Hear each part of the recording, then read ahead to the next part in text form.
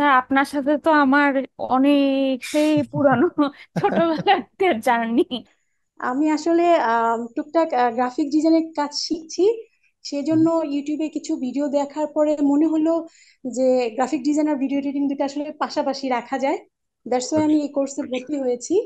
আর আপনার কোর্সে ভর্তি হয়েছি, আপনাকে আপনাকে আসলে আলাদা করে রেটিং দেওয়ার কিছু নেই। স্যার, আপনার কাছে আমার খুব ভালো লাগে। আমরা এডিটিং বলতে আসলে কি বুঝি? ভিডিও এডিটিং এর সবচেয়ে গুরুত্বপূর্ণ যে জিনিসটা সেটা হচ্ছে হোয়াট ইজ ফ্রেম। এটা না জানলে আসলে আপনি মানে কিছুই জানবেন না সোজা কথায়। ভিডিও এডিটিং এর এই জিনিসটা এমন একটা জিনিস যেটা আসলে আপনার আহ, প্রথমেই জানতে হয়। যেমন আমরা যখন ইংলিশ শিখতে যাই তখন আমাদের গ্রামারের ক্ষেত্রে কোন জিনিসটা সবচেয়ে বেশি গুরুত্বপূর্ণ আমাদের। আচ্ছা, তাহলে এই ব্যাপারটা ক্লিয়ার হয়েছে না অ্যাপিও জিনিসটা কি? জি স্যার। এবার আসেন আমরা responsibility of an editor. So একজন এডিটর হিসেবে আপনার কি কি রেসপন্সিবিলিটি থাকতে পারে বা আপনার উপর আসতে পারে সেইটা নিয়ে একটু আলোচনা করা যাক, যেহেতু আমরা এটা নিয়ে একটা কেরিয়ার নিয়ে ভাবছি। আমি স্যার আপনার 19 ব্যাচের একজন হুম, স্টুডেন্ট। ভয়েস শুনে বুঝতে পারতেছি। জি গ্রেট। স্যার। আচ্ছা, না জি। আপনি, আমি মূলত স্যার আপনার সাথে থাকতে চাই। নেক্সট যে কয়টা ব্যাচ আনবেন স্যার, আমি আমার শুক্র থেকে শনি থেকে শুক্রবার পর্যন্ত স্যার আমি আপনার সাথে কন্টিনিউ, আপনার সাথে আমার সময়টা খুব ভালো যায় আর কি এই টাইমগুলি। গ্রেট তো হয়েছে। স্যার আমার কাছে মনে হয় অন্য কোনো জায়গায় বাজে আড্ডা আড্ডা থেকে টেকনোলজির সাথে থাকা, এক্স্যাক্টলি। এটা অবশ্যই একটা খুব ভালো জিনিস। একরকম মানুষ খুব নর্মাল লাইফ লিড করছে, তাকে যদি আপনি আপগ্রেড করতে চান, তাকে আপনি টেকনোলজির ছোঁয়া দিয়ে দেন, দেখবেন সে অটোমেটিকলি অনেক অনেক অনেক এক্সপার্ট হয়েছে, অনেক বিষয়ে তার নলেজ তৈরি হয়েছে। টেকনোলজি মানুষকে আসলে অনেকভাবে চেঞ্জ করে ফেলে, মানে একটা আমূল পরিবর্তন যদি কারোর মধ্যে দেখতে হয় তাহলে তাকে টেকনোলজির একটা ভালো নলেজ তার ভিতরে আসলে ঢুকাই দিতে হবে বিভিন্ন বিষয়ের উপরে। তখন দেখবেন সেই মানুষটা জ্ঞানে, বুদ্ধিতে, বিচক্ষণতা সবকিছু দেখবেন অন্য মানুষ থেকে আপনি তাকে আলাদা করতে পারবেন। আসসালামু আলাইকুম স্যার। জি, আমি ওয়ালাইকুম গাজীপুর আসসালাম। থেকে বলছি। আম, আচ্ছা। আমি স্কুল স্টুডেন্ট, ক্লাস 7-এ পড়ি। ও, গ্রেট। আচ্ছা, অনেক জুনিয়র আপনি, খুবই ভালো লাগলো। আপনাকে অনেক ছোটবেলায় পেয়েছি। আমার লাস্ট একটা ব্যাচে ছিল ক্লাস 8-এর স্টুডেন্ট, সো আপনি ক্লাস 7-এর। হে, আসসালামু আলাইকুম, সবাই কেমন আছেন? আশা করছি আমাকে শুনতে এবং দেখতে পাচ্ছেন ঠিকঠাক ভাবে। আর আজকে আমাদের video editing and film making দ্বিতীয় ব্যাচের প্রথম ক্লাস। সো সবাইকে ওয়েলকাম করছি। আমি আছি আপনাদের সাথে S M Joy, founder and CEO of voice technology. তো এই পুরো সেশনে, পুরো কোর্সে আমি আপনাদের সাথে থাকবো ইনশাল্লাহ। এনিওয়ে, সো আজকে প্রথম ক্লাস হিসেবে আমরা একটু পরিচিত হব সবার সাথে, জানবো কে কোত্থেকে জয়েন করেছেন, কেন আসছেন, কিভাবে আসলেন, কি আপনার এইম বা ইচ্ছা, সেগুলো জানবো। এরপরে যিনি আছেন তিনি হচ্ছেন জান্নাতুল ইসলাম, 738। জান্নাতুল ইসলাম। আসসালামু আলাইকুম স্যার। জি, ওয়ালাইকুম আসসালাম। আমার নাম জান্নাতুল ইসলাম। আমি কেরানীগঞ্জ থেকে জয়েন করেছি। ওকে। আহ, আমি আসলে টুকটাক গ্রাফিক ডিজাইনের কাজ শিখছি। সেজন্য ইউটিউবে কিছু ভিডিও দেখার পরে মনে হলো যে গ্রাফিক ডিজাইন আর ভিডিও এডিটিং দুটো আসলে পাশাপাশি রাখা যায়। দ্যাটস ওয়াই আমি এই কোর্সে ভর্তি হয়েছি। আর আপনার কোর্সে ভর্তি হয়েছি, আপনাকে আপনাকে আসলে আলাদা করে রেটিং দেওয়ার কিছু নেই। স্যার, আপনার কাছে আমার খুব ভালো লাগে। Thank you. সেজন্য আচ্ছা, আপনি এমনিতে কি করেন, আর কোনো পেশায় আছেন? স্যার, আমি বর্তমানে হাউসওয়াইফ। আচ্ছা। কোনো পেশাই নেই, গ্রাফিক ডিজাইন শিখছি। তো ক্যারিয়ারটা আসলে এদিকে ঘোরানোর ইচ্ছা আছে, আমি আর আচ্ছা, হাউসওয়াইফ থাকতে চাচ্ছি না। Very good. ক্যারিয়ার নিয়ে কিছু ভাবছেন। আচ্ছা, আপনি মেবি আমাদের সাথে আমাদের রানিং ব্যাচে আছেন গ্রাফিক ডিজাইনের জি স্যার, জি স্যার। 19তম ব্যাচে, right? G sir. That's fine. আচ্ছা, সেইখান থেকে আপনার মনে হয়েছে যে কিছু ভিডিও ইউটিউবে দেখেছেন, মনে হয়েছে যে ভিডিও এডিটিং এবং গ্রাফিক ডিজাইন পাশাপাশি রেখে কাজ করা যায় বা এটা ভালো হয়, তাই তো? জি স্যার। সেখান থেকে আগ্রহ আসছে, ভেরি গুড। আপনি ফাইনালি কি করতে চান এটা শিখে? আসলে কোনো প্ল্যান কি করেছেন? স্যার, আমি আসলে মূলত গ্রাফিক ডিজাইনার হিসেবে আমার ক্যারিয়ারটা বিল্ড করতে চাই। তো হুম একটা গ্রাফিক ডিজাইনারের লাইফে স্যার কাজ করতে ভিডিও এডিটিংটা খুবই দরকার। হুম হুম তো আমি এটাকে নিয়ে আসলে মিক্সড আপ করে আমি আসলে মানে কয়েকটা দিক তুলে ধরতে চাই আমার আসলে, হুম। সেজন্য এটা করা। Exactly, exactly. গ্রেট। তো স্কিল ডেভেলপমেন্ট নিয়ে ভাবছেন, এটা খুবই ভালো। এবং আপনি আপনার কেরিয়ারটাকে আরেকটু সমৃদ্ধ করতে চান, জি এটা স্যার। শুনে আরো ভালো লাগলো। ইনশাল্লাহ আপনি আমাদের সাথে থাকবেন এবং নতুন এই জার্নিটা আরো বেশি ভালো হোক, আমাদের সাথে একসাথে এগিয়ে যাবেন। আমরা সব সাপোর্ট দিব আপনাকে ইনশাল্লাহ। Thank you sir. ওয়েলকাম। জি, ঠিক আছে, আরো কথা হবে। এরপর আমরা যাই পরের কারোর সাথে কথা বলতে। আর কামরুল হাসান বিজয় আছেন আমাদের সাথে 734। কামরুল হাসান বিজয়। স্যার আসসালামু আলাইকুম। ওয়ালাইকুম আসসালাম। আমি স্যার স্টুডেন্ট, ইন্টার ফার্স্ট ইয়ারে। Very good. অনেক জুনিয়র আছেন, আচ্ছা। এটা ফার্স্ট ইয়ারে পড়ছেন, কোথা থেকে বলছেন, আপনি কোথায় থাকেন? আমি থাকি ঢাকা, এই যে টঙ্গীর ওই দিকে আর কি, উত্তরের দিকে। আচ্ছা আচ্ছা, ঠিক আছে। আপনি এখন হচ্ছে ইন্টার ফার্স্ট ইয়ারে পড়াশোনা করছেন, সো এই graphic design, sorry, video editing নিয়ে আপনার আসলে প্ল্যানটা কি, বা এটাতে কেন আসলেন, এই ওই যে সেক্টরে স্যার, আসলেন? আমি গ্রাফিক্স ডিজাইনার, কি বলে ভিডিও এডিটিং, মানে দুইটা এক লগে পাশাপাশি ইয়া করতেছি, যেমন পরে আরো মোশন গ্রাফিক ইয়া টিয়া। আচ্ছা আচ্ছা, কোনো ধারণা আছে আপনার, কোথাও শিখছেন, কোনো আইডিয়া আছে এই বিষয়ে? ভিডিও এডিটিং এর? হ্যাঁ হ্যাঁ, কোনো ট্রাই করেছেন, কখনো কোর্স করেছেন অথবা নিজে ট্রাই করেছেন? না না স্যার, করি না। জানেন না, ওকে ফাইন, ঠিক আছে। সো আপনি চাচ্ছেন যে আপনার গ্রাফিক ডিজাইন আপনি পারেন, হ্যাঁ ভাই, তো মানে শিখতেছে আর কি এখন। শিখতেছেন। আপনি কি আমাদের কোনো ব্যাচে আছেন? জি স্যার। আচ্ছা, 19 ব্যাচে। জি জি। ও গ্রেট। আচ্ছা, 19 ব্যাচে তো দুজনকেই পেয়ে গেলাম। আচ্ছা, সো আপনি চাচ্ছেন আপনার গ্রাফিকের পাশাপাশি একটা স্কিল ডেভেলপ করতে, এবং এটা খুবই ভালো চিন্তা। গ্রাফিক শিখলে আসলে কমন এই স্কিলটা আসলে প্রয়োজন হয়। তো এই স্কিলটা আপনার আসলে খুব কাজে দিবে, লেগে থাকতে হবে, শেষ পর্যন্ত থাকবেন, কেমন? এরপর আমরা কথা বলতে চাই আম, কৌশিক আহমেদ, 733। কৌশিক স্যার আহমেদ। স্যার আসসালামু আলাইকুম। ওয়ালাইকুম আসসালাম।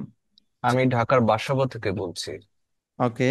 আমি স্যার আপনার 19 ব্যাচের একজন হুম, স্টুডেন্ট। ভয়েস শুনে বুঝতে পারতেছি। জি গ্রেট, স্যার, আচ্ছা। না ঠিক। আমি মূলত স্যার আপনার সাথে থাকতে চাই। নেক্সট যে কয়টা ব্যাচ আনবেন স্যার, আমি আমার শুক্র থেকে শনি থেকে শুক্রবার পর্যন্ত স্যার আমি আপনার সাথে কন্টিনিউ, আপনার সাথে আমার সময়টা খুব ভালো যায় আর কি এই টাইমগুলি। গ্রেট, মাই প্লেজার, আমি ওকে। একটা কোম্পানিতে, একটা গ্রুপ অফ কোম্পানিতে হেড অফ সেলস হিসেবে আছি। ও গ্রেট, আচ্ছা আচ্ছা, ওকে। আহ ঠিক আছে, আচ্ছা। আপনি তাহলে হচ্ছে এখন গ্রাফিক নিয়ে কাজ করছেন, তাই তো?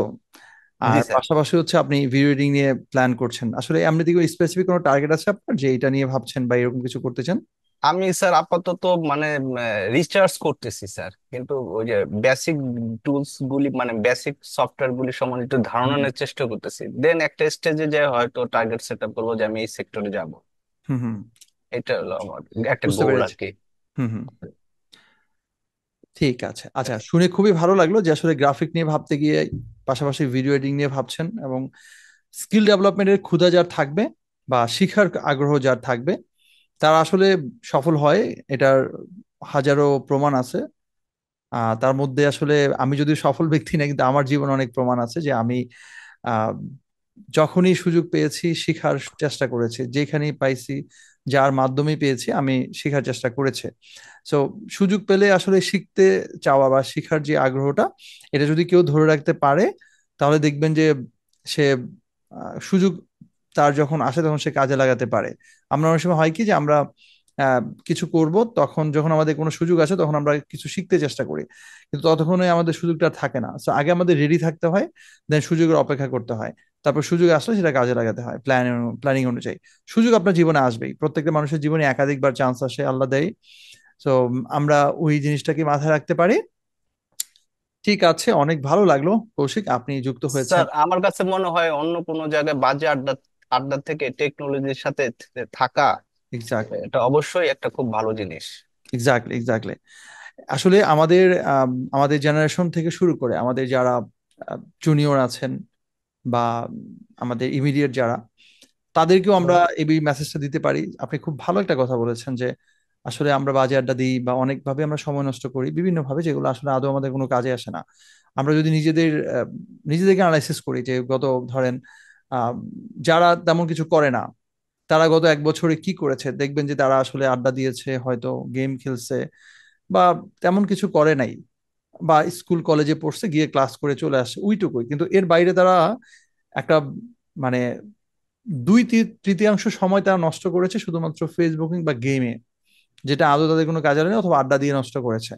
সেই মানুষগুলোকে যদি আপনি স্কিল করতে পারেন, যদি এগুলাকে আহ, কর্ম দক্ষতা যদি তাদেরকে তৈরি করানো যেতে পারে, যেটাকে আমরা বলি হচ্ছে এক্সট্রা কারিকুলার অ্যাক্টিভিটিস, তখন এগুলো কিন্তু এক একটা মানে ধরেন হচ্ছে কি হয়, এক একটা ডায়মন্ড হয় বা তার চেয়ে বেশি দামি কিছু জিনিস হয়ে যায়।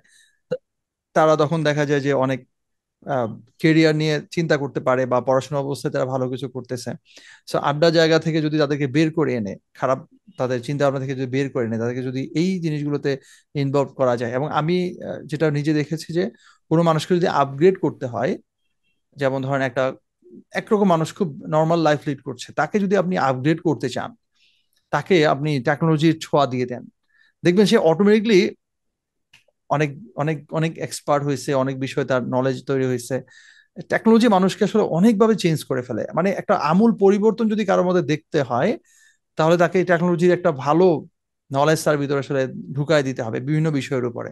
তখন দেখবেন সেই মানুষটা জ্ঞানে, বুদ্ধিতে, বিচক্ষণতা সবকিছু দেখবেন অন্য মানুষ থেকে আপনি তাকে আলাদা করতে পারবেন।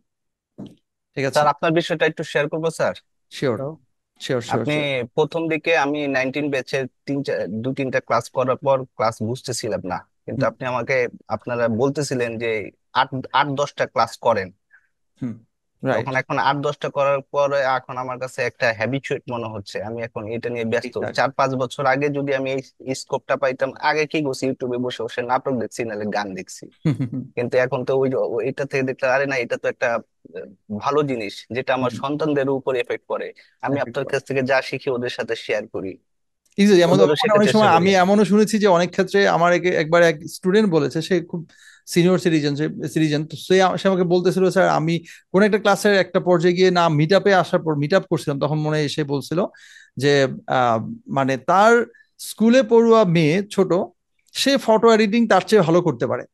কিভাবে বলে যে আমি অনেক কিছু মনে রাখতে পারি না, তার এইজ খুব ভালো, মানে মোটামুটি চাকরি বাকরি বিভিন্ন বিষয় নিয়ে খুব বেশি সে ইয়া থাকে। সো তার বয়স খুব ভালো হয়ে গেছে। তো তার বাচ্চা স্কুলে পড়ে, ওই মেয়েটা আমার ক্লাসের সময় সে পাশে থাকে, দেখে দাঁড়া দাঁড়া দেখে, বসে দেখে, এবং উনি ভুল করলে ওনার মেয়ে বলতেছে তুমি এইভাবে করো, স্যার ওইভাবে দেখাইছিল। সো স্যার ও নাকি এক্স্যাক্টলি এক্স্যাক্টলি তাই স্যার। এই যে আমার Right. আপনার এই ব্যাচের অনেক ছেলেরা হয়তো অনেক দ্রুত ক্যাপচার করে, ওরা টেকনোলজি আগে, আমি দেখে অনেক তা আমার চিন্তা হলো ও হয়তো ওর 3 মাস লাগবে, আমার নাইলে 6 মাস লাগবে, আমি লেগে রাইট, থাকবো। রাইট, রাইট, রাইট, এটাই এটাই এই খুব দারুণ একটা কথা এটাই। আমি এই কথাটাই বলি যে সময়ে যাক সমস্যা নাই, কিন্তু আপনি ওই মিছিলে থাকলে ধাক্কা ধাক্কা হইলে আপনি ওই জায়গায় পৌঁছাবেন না, কালকে হোক পৌঁছাবেন, পরশুদিন পৌঁছাবেন, আগামী বছর পৌঁছাবেন, সমস্যা তো নাই। এরপরে যা করবেন সেটা হয়তো পিছনে যে সময়গুলো আপনার বেশি গেছে ওইটাকে রিকভার করে ফেলতে কয়েক সেকেন্ড লাগবে। তো জি স্যার। অনেক অনেক কথা হবে আরো তো- ইনশাল্লাহ। তবে জি। আমাকে ধরে রাখার জন্য আপনাকে অসংখ্য ধন্যবাদ স্যার। ইনশাল্লাহ। আর আপনার আপনার ইমপ্রুভমেন্ট আমি দেখছি, আমি তো সবার কাজগুলো দেখি, এবং আপনারা যারা রেগুলার ক্লাস করছেন তাদের ব্যাপারে আমার আলাদা একটা টার্গেট থাকে। আমি তাদের বিশেষ করে তাদেরকে ফোকাসে রাখি যে তারা কি করছে, তাদের না, চেঞ্জ গুলো কয়েক কেমন আসতেছে, অনেক ভালো করতেছে, অনেক ইমপ্রুভমেন্ট কয়েক কয়েকটা ক্লাস করার পর আপনি আমাকে মার্ক করেছিলেন অ্যাট দ্য রেট দিয়ে, কৌশিক আপনি এইগুলি করেন। এটা আমি আসছে। হয়তো সময় পাই না, কিন্তু আমি আমার হোমওয়ার্ক গুলি স্যার আমি সব আজকে হোক আর 1 মাস পর হোক আমি ঠিকই স্যার আপনাকে জমা দিব, এটা আপনার প্রতি আমার কমিটমেন্ট। ইনশাল্লাহ। গ্রেট। আচ্ছা, এরপর আছে এমডি হাসিবুর রহমান জুয়েল, 727, খুব সুন্দর ডিজিট, 727। ওকে, আসসালামু আলাইকুম। জি, ওয়ালাইকুম শুনতে আসসালাম। পাচ্ছেন? হ্যাঁ, ক্লিয়ার শুনতে পাচ্ছি, জি, আপনাকে ওকে, শুনতে পাচ্ছি। পারফেক্ট। আচ্ছা, আমার নাম মোহাম্মদ হাসিবুর রহমান জুয়েল। জি। তো আমি আপাতত দেশের বাইরেই আছি, অস্ট্রিয়াতে থাকি, দেশ থেকে অস্ট্রেলিয়া। কিছুটা দূরে। আচ্ছা। জি। এর আগে কখনো গ্রাফিক্স, সরি, ভিডিও এডিটিং এর কোনো কোর্স করা হয়নি, প্রফেশনালি বা আনপ্রফেশনালি আচ্ছা। কোনোটাই করা হয়নি। আচ্ছা। তো টার্গেট একটু হাই অ্যাম্বিশাস, যতটুকু যেতে পারি এখন আল্লাহর রহমতে। আচ্ছা, গ্রেট। আমাদের সম্পর্কে কিভাবে জানলেন আপনি? আমি গ্রাফিক্স ডিজাইনের কোর্স করেছিলাম হলো আপনার 13 ব্যাচের। তো 13 ব্যাচে আনফরচুনেটলি সেটা ছিলেন? ছিলাম, তো আনফরচুনেটলি আচ্ছা। এটা কন্টিনিউ করা হয়নি। ও, তো ব্যাড মধ্যে লাক। একটা আচ্ছা। দীর্ঘ সময় চলে গেছে, পরে জি। আবার যুক্ত হলাম। গ্রেট। অনেক ভালো লাগলো, আপনি অনেক দূর থেকে দেশের বাইরে আছেন, আমাদের সাথে যুক্ত হয়েছেন। আম, আর আপনি আসলে এটা নিয়ে সিরিয়াসলি কিছু ভাবছেন, তবে যেহেতু একটা ব্যাচে আপনি জব করেছিলেন, কমপ্লিট করতে পারেননি, আম, আমি আশা করব যে এটা এরকম কিছু না হোক, এবং আপনি এখানে কমপ্লিট করেন, এবং কমপ্লিট করার জন্য যত সাপোর্ট লাগে সেটা আমরা দিব, আমি পার্সোনালি দিব। তো কোনো সমস্যা থাকলে ইনশাআল্লাহ। সেগুলো ক্লাসে শেয়ার করবেন, এছাড়া কোনো সমস্যা থাকলে পার্সোনালি আমাকে নক দিতে পারেন। কখনো আমি যে কথাটা সবসময় বলে আসি আমার স্টুডেন্টদেরকে, যে কখনো যদি ছেড়ে দিতে হয়, মনে করেন ছেড়ে দিতে হবে, ওই ছেড়ে দেওয়ার আগ পর্যন্ত আগে আমাকে অন্তত বলবেন যে আমি ছেড়ে দিতে চাই। এটা বলা মানে হচ্ছে আপনি বললে আপনি ছেড়ে দিতে পারবেন, আমি আপনাকে যেতে দিব না, কোনো না কোনো ভাবে আপনাকে আমি পেঁচায় রেখে দিব। সো না বলে চলে গেলে জানবো না। আহ সো যেমনটা আমার আমার এক ফ্রেন্ডকে আমি একবার বলেছিলাম যে সে সুইসাইড করতে চায়, তার লাইফে অনেক কষ্ট। সো শেয়ার করার পরে তাকে আমি একটা পর্যায়ে গিয়ে বলছি যে সুইসাইড যদি করবা তো লাস্ট কলটা আমাকে দিয়ে করো, পুলিশ ধরলে আমারই ধরুক ধরুক, ঠিক আছে, যে লাস্ট কল কারে দিছিল তাহলে আমি হচ্ছে ভিকটিম, আমারে ধরবে, ধরে হচ্ছে মাইট দিতে চাইবে পুলিশ, তাহলে অসুবিধা নাই, কিন্তু আমারই লাস্ট কলটা দিও যখন সুইসাইড করবো আর কি, যদি এরকম চিন্তা ভাবনা হয়। তা আমি শিওর যে যদি তার হায়াত থাকে তাহলে সে মরবে না, আমি উছিলা হব, আমি তাকে অন্তত ওই জায়গা থেকে ফেরানোর চেষ্টা করতে পারি। তো এই কনফিডেন্স আমার ভিতরে আছে যে একজন স্টুডেন্ট যদি মনে করে যে সে পারতেছে না চলে যাবে, তো তাকে পালানোর ব্যাপারে যা করণীয় সেটা আমার জায়গা থেকে আমি করতে পারি, এইটুকু কনফিডেন্ট আমি। তো আশা করছি আপনি আমাদের সাথে থাকবেন, দূর থেকে জয়েন করেছেন, টাইমটা খুব ভ্যালুয়েবল, দেশের বাইরের সাথে টাইম জোনে মিলে না, অনেক স্ট্রাগল করে অনেক কিছু মেনটেন করে ক্লাস করতে হয়, রেগুলার থাকবেন, এবং ইনশাল্লাহ আমরা আপনার যা যা ইচ্ছা, এই ভিডিও নিয়ে যা স্বপ্ন দেখছেন সেটা সফল হবে ইনশাল্লাহ। ইনশাআল্লাহ, ধন্যবাদ। জি, ওকে। এরপর কথা বলতে চাই হচ্ছে আম, মালিহা তাবাসসুম 742। আসসালামু আলাইকুম স্যার। জি, আমি ওয়ালাইকুম গাজীপুর আসসালাম। থেকে বলছি। আচ্ছা। আমি স্কুল স্টুডেন্ট, ক্লাস 7-এ পড়ি। ও, গ্রেট। আচ্ছা, অনেক জুনিয়র আপনি, খুবই ভালো লাগলো। আপনাকে অনেক ছোটবেলায় পেয়েছি, আমার লাস্ট একটা ব্যাচে ছিল ক্লাস 8-এর স্টুডেন্ট, সো আপনি ক্লাস 7-এর, খুবই ভালো লাগতেছে স্যার শুনে। আমাকে তুমি করে বলবেন, আমি আচ্ছা, তো ইটস ওকে। জুনিয়র। হ্যাঁ, শিওর শিওর, অসুবিধা নেই। আচ্ছা, কি করো তুমি, মানে সরি, পড়াশোনা তো করছো, তো ভিডিও এডিটিং নিয়ে চিন্তা কি, কেন, মানে কেন আসলো, বা এই বিষয় নিয়ে আসলে কিভাবে আসলো চিন্তাটা, বা শিখার ভিডিও আগ্রহটা এডিটিং কেন? এর সাইটটা আমার আর কি স্কিল ডেভেলপ করার জন্য, স্কিলটা আর কি শেখার জন্য আমার এই সাইটটাতে আসা, আপনার কোর্সে ভর্তি হওয়া। আচ্ছা আচ্ছা, কোনো অভিজ্ঞতা আছে, কোথাও প্র্যাকটিস করেছো বা কোর্স করেছো বা নিজে ট্রাই করেছো কি এমন কিছু? হ্যাঁ, ক্যাপকাট ইউজ করা হয়েছে, ক্যাপকাট, পিক্সআর্ট, বাট ওরকম ভাবে কোনো প্রফেশনাল কোনো ওইগুলো কি মোবাইল ফোন দিয়ে পিসি থেকে ট্রাই করা হয়েছে? ডেস্কটপ মোবাইল ভার্সন ফোন তো থেকেও ইউজ করেছি এবং পিসি থেকেও ইউজ করেছি। পিসি থেকে ইউজ করা হয়েছে। আচ্ছা, আর কোনো স্কিল আছে তোমার, আর কোনো বিষয় জানো? না, পাশাপাশি অন্য কোনো স্কিল এখনো হয়নি। আচ্ছা, অন্য কোনো স্কিল এখনো হয়নি, ওকে ফাইন, ঠিক আছে। তো আহ, খুবই ভালো লাগলো, এবং আমি একটা স্পেশাল থ্যাঙ্কস দিতে চাই তোমার প্যারেন্টসদেরকে, যারা তোমাকে উদ্বুদ্ধ করেছে বা তোমাকে সাপোর্ট দিচ্ছে এই এজে এসে কোনো স্কিল ডেভেলপমেন্টের জন্য। প্রত্যেকটা বাবা মার এই জিনিসটা আসলে হওয়া উচিত। আমি যখনই জুনিয়র লেভেলে কাউকে পাই তখন আমি খুব বেশি প্রাউড ফিল করে এই কথাটা বলি, অন্য জায়গায় ওটা আমি শেয়ার করি যে আসলে অনেক সময় দেখা যায় যে আমরা অনেক বড় হয়ে যাই, পড়াশোনা করতে থাকি, আমরা চিন্তা করি যে মাস্টার শেষ করে তারপর কিছু একটা করব, ওই কিছু একটা আর কখনো করা হয় না, বা কিছু একটা করতে করতে আমাদের লাইফটাই শেষ হয়ে যায়। তো যদি জুনিয়র লেভেল থেকে আমরা স্কিল ডেভেলপমেন্টে থাকি তাহলে আমাদের টাইমটা বেঁচে যায়, আমরা ততক্ষণে ওই যে কেরিয়ার, আমরা যখন স্কুল কলেজ পাশ করতে করতে আমাদের একটা ভালো স্কিল ডেভেলপ হয়ে যায়, তখন আমরা নিজেরাই একটা কোম্পানি হয়ে যায়, নিজের একটা এন্টারপ্রেনার হয়ে যায়, কিছু একটা হয়ে যায়। তো লেগে থাকবা একদম শেষ পর্যন্ত থাকবা ইনশাল্লাহ, শুভকামনা রইলো।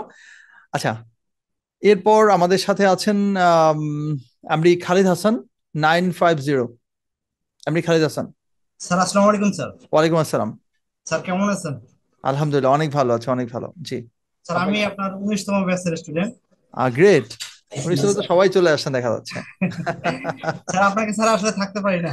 আচ্ছা আচ্ছা, গ্রেট। যাই হোক স্যার, আমি খালিদ হাসান জি, ঠাকুরগাঁও জেলা থেকে বলছি স্যার, আপনার সঙ্গে যুক্ত হতে পেরেছি এজন্য ওকে। আপনাকে অসংখ্য ধন্যবাদ। এত সুন্দর একটা কোর্স আপনি আপনার কোর্সে ভর্তি হতে পেরেছি, প্লাস এই ধরনের একটা প্রোগ্রাম চালু করার জন্য স্যার। গ্রেট। আচ্ছা, এরপর কথা বলতে হচ্ছে আমরি আলামিন 729। আলামিন। আসসালামু আলাইকুম স্যার। ওয়ালাইকুম আসসালাম। স্যার আমি নারায়ণগঞ্জ ফতুল্লা থেকে বলতেছি। আর আচ্ছা। আমি আপনার পরিচিত হলো, আপনার ইউটিউবে আপনার খুবই ভিডিও দেখতাম, খুবই ভালো লাগতো আর কি। অনেক ভিডিও গুলো ফটোশপ ইলাস্ট্রেটরের মাঝে মাঝে দেখা হতো, প্রায় কোনো সমস্যা পড়লেও ওগুলো দেখতাম আর কি, হুম এই হুম থেকে আর কি। আর আপনি এরকম অনেকটা কোর্স মানে ইয়ে মানে অ্যাডমিশনের ওই পোস্ট গুলো দেখতাম, কিন্তু অনেক সময় সুযোগ হতো না। তারপর হুম হুম এখন হুম দেখি ভিডিও এডিটিং এর কোর্সটা করি, আর এবং আপনার সাথে যুক্ত হই আর কি, হুম হুম। যাতে সামনে আরো ভালো কিছু করতে পারি। ইনশাআল্লাহ। আপনি কি করছেন আর পাশাপাশি? পাশাপাশি স্যার আমি মানে লোকাল মার্কেটে গ্রাফিক ডিজাইনার হিসেবে কাজ করতেছি আর ও কি। গ্রেট, আচ্ছা আচ্ছা, ফ্রিল্যান্সিং মানে করছেন এরকম কিছু? মার্কেট প্লেসে ওইরকম আর্নিং করা হয় না, লোকালি কিন্তু কাজ করছেন? লোকালি কাজ করতেছি ওকে আর কি। ওকে, গ্রেট গ্রেট। তো আসলে আপনার ভিডিও এডিটিং নিয়ে কি কোনো প্ল্যান আছে যে কি করতে চান আসলে, কি কারণে শিখা, মানে যে এইটার জন্য আমার মনে হচ্ছে আমি ভিডিও এডিটিং শিখতে চাচ্ছিলাম বা এরকম আর কিছু? স্যার ভিডিও এডিটিং নিয়ে আমি চাচ্ছিলাম যে আমি যে গ্রাফিক ডিজাইনের যে কাজগুলো করতেছি, মানে আপনার মতোই, মানে আপনাকে দিয়ে হুম। ইন্সপায়ার আর কি, যে ডিজাইনের এই কাজগুলো আমি যেন ইউটিউবে যেন আপলোড করতে পারি, প্রত্যেকটা কাজকে ভালোভাবে রাইট দেখে। রাইট, এবং কন্টেন্ট ক্রিয়েশন নিয়ে কাজ করতে হ্যাঁ, চান? জি জি জি। এক্স্যাক্টলি, গ্রেট গ্রেট, খুবই ভালো। ওকে ফাইন, বুঝতে পেরেছি। সো ঠিক আছে আলামিন, কোনো সমস্যা নেই, ইনশাল্লাহ আপনি যুক্ত হয়েছেন এবং আপনি অলরেডি গ্রাফিক ডিজাইনে কাজ করছেন জেনেও খুব ভালো লাগলো। আপনার জন্য অনেক প্লাস পয়েন্ট হবে, আর আমরা ওইটা বেস করে অনেক কিছু শিখবো। আর কন্টেন্ট ক্রিয়েশনের জন্য যত সাপোর্ট লাগে সেগুলো তো আমরা পাবো। আর কিভাবে কি করতে হয়, যত সিক্রেটস আছে সেগুলো আমরা শিখবো। আমি যতটুকু জানি আমার জায়গা থেকে, আমি এই 7-8 বছরের একটা অভিজ্ঞতা আছে আর কি। সো ওইগুলোকে আমি আপনাদের সাথে শেয়ার করার চেষ্টা করব বিভিন্ন ভাবে। ইনশাল্লাহ উপকৃত হবেন আশা করছি, তবে শেষ পর্যন্ত লেগে থাকতে হবে, প্রত্যেকটা ক্লাস ঠিক মতো জি করতে হবে ইনশাল্লাহ সময়টা। স্যার, আমি মানে চেষ্টা করবো মানে 100% ক্লাসে অ্যাটেন্ডেন্স থাকার জন্য, ইনশাআল্লাহ যেন ইনশাআল্লাহ, কোনো গ্রেট। ক্লাস যেন এইটুকুই মিস না যথেষ্ট, হয়। হ্যাঁ। এইটুকু কেউ আমি 100% ক্লাস চেষ্টা যদি করবো। কেউ প্রপারলি থাকে, 100% যদি কেউ থাকে, এমনিতেই সে পারবে, মানে নর্মালি। ঠিক আছে। আচ্ছা ঠিক আছে। ওকে ঠিক আছে, আরো কথা হবে। এমডি সিরাজুল আছেন আমাদের সাথে, 732। আসসালামু আলাইকুম স্যার। ওয়ালাইকুম আসসালাম। কেমন আছেন স্যার? আলহামদুলিল্লাহ, অনেক ভালো আছি। আমি মোহাম্মদ সিরাজুল মুস্তফা, আমি চট্টগ্রাম থেকে বলছি। আহ চট্টগ্রামের কোথায়, জি, চট্টগ্রামে কোথায়? চট্টগ্রাম। আমার বাসা মুরাদপুরে। আচ্ছা, চিটাগং এর কথা শুনলে তখন মানুষ শুনলে কেন জানি আপন আপন লাগে, কারণ আমি চিটাগং এর মানুষ ছিলাম তো এক সময়। জি জি স্যার, আমি আপনার আচ্ছা, 17 বেসে গ্রাফিক্স ডিজাইন এন্ড ফ্রিল্যান্সিং এর আহ, কিছু কোর্স, শুনেছেন? মানে কিছু ক্লাস করেছি, আচ্ছা অলমোস্ট আচ্ছা 30+ আর কি। আচ্ছা আচ্ছা। শেষের দিকে কিছুটা ইনক্লুড হইতে পারি নাই, ও ফ্যামিলি ও, কিছু রেসপন্সিবিলিটি ছিল ওই কারণে। আচ্ছা আচ্ছা আচ্ছা, জি। পাশাপাশি আমি একটা প্রাইভেট কোম্পানিতে আছি, আচ্ছা আচ্ছা। আলহামদুলিল্লাহ আর কি। আর ভিডিও এডিটিং এ মোটামুটি একটা আগ্রহ তৈরি হয়েছে গ্রাফিক্স হুম, ডিজাইনে কাজ করতে গিয়ে। আচ্ছা ফিল্মোরা এবং শুটকাটে অলরেডি আমি টুকটাক কাজ করি। এই আচ্ছা প্রিমিয়ার প্রোতে কখনো কাজ করা হয় নাই। আচ্ছা আপনার আচ্ছা। ভিডিওগুলা মোটামুটি কন্টিনিউয়াস, যে ভিডিওগুলো আপলোড দেন ওগুলা ফলো করার চেষ্টা করি। দেখছেন, আচ্ছা। জি, ওভাবেই মানে আপনার সাথে ইনক্লুড হওয়া। Great great. যাক, আপনি আমাদের এক্স স্টুডেন্ট এবং জেনে ভালো লাগলো আপনি নিজে কিছুটা পারেন। তো জি জি অন্য কিছু অ্যাপস নিয়ে কাজ করেন, আসলে ভিডিও এডিটিং অ্যাপস গুলো বা টুল গুলো প্রায় সিমিলার, কিছু অ্যাডভান্টেজ এক জায়গায় একরকম, আরেক জায়গায় অন্যরকম। জি আর জি প্রফেশনালি আসলে প্রিমিয়ার প্রোটা সবচেয়ে বেশি ব্যবহার করা হয় সারা পৃথিবীতে, এবং ম্যাক্সিমাম প্রজেক্ট গুলো ক্লায়েন্টের প্রিমিয়ার প্রোতেই থাকে, আফটার ইফেক্টই থাকে। আহ আপনি বলতে পারেন যে প্রায় 90% বা প্লাস ফাইনাল কাট প্রো বা প্রিমিয়ার প্রো দখল করে আছে, বাকি 10% সবগুলো জি, অ্যাপস মিলে হয়তো ট্রাই করছে আর কি। তো সেইখানে ইনশাল্লাহ। আমরা প্রিমিয়ার প্রতি সবচেয়ে বেশি কাজ করব এবং প্রফেশনালি করব। আর আপনারা যারা যারা কিছু পারেন তাদের জন্য তো প্লাস পয়েন্ট থাকছে, অনেকটা বেসিক জানেন, তারপর সমস্যা নেই, আমরা একদম বেসিক জিরো থেকে শুরু করবো ইনশাল্লাহ। জি আর ইনশাল্লাহ, আপনি দোয়া করবেন আহ, আর কি। ইনশাল্লাহ যে টার্গেট নিয়ে আসছেন, আশা করছি এখানেও আপনি লেগে থাকবেন এবং শেষ পর্যন্ত অবশ্যই থাকবেন। অবশ্যই। এটা মানে অনেক আশা নিয়ে আসছি, এবং আমার ইনশাল্লাহ, ক্লাসগুলো করতে খুব একটা প্রাণবন্ত একটা ইয়া লাগে আর কি। ভালো লাগে। আচ্ছা মানে আচ্ছা, হ্যাঁ, গ্রেট গ্রেট গ্রেট, ঠিক আচ্ছা, আছে। তো ঠিক আছে, আরো অনেক কথা হবে, কেমন? আপনি ঠিক আছে থাকেন আমাদের ইনশাল্লাহ। সাথে ইনশাল্লাহ। আচ্ছা, আপনার জন্য দোয়া আসসালামু এবং আলাইকুম। শুভকামনা রইলো। জি, ওয়ালাইকুম আসসালাম।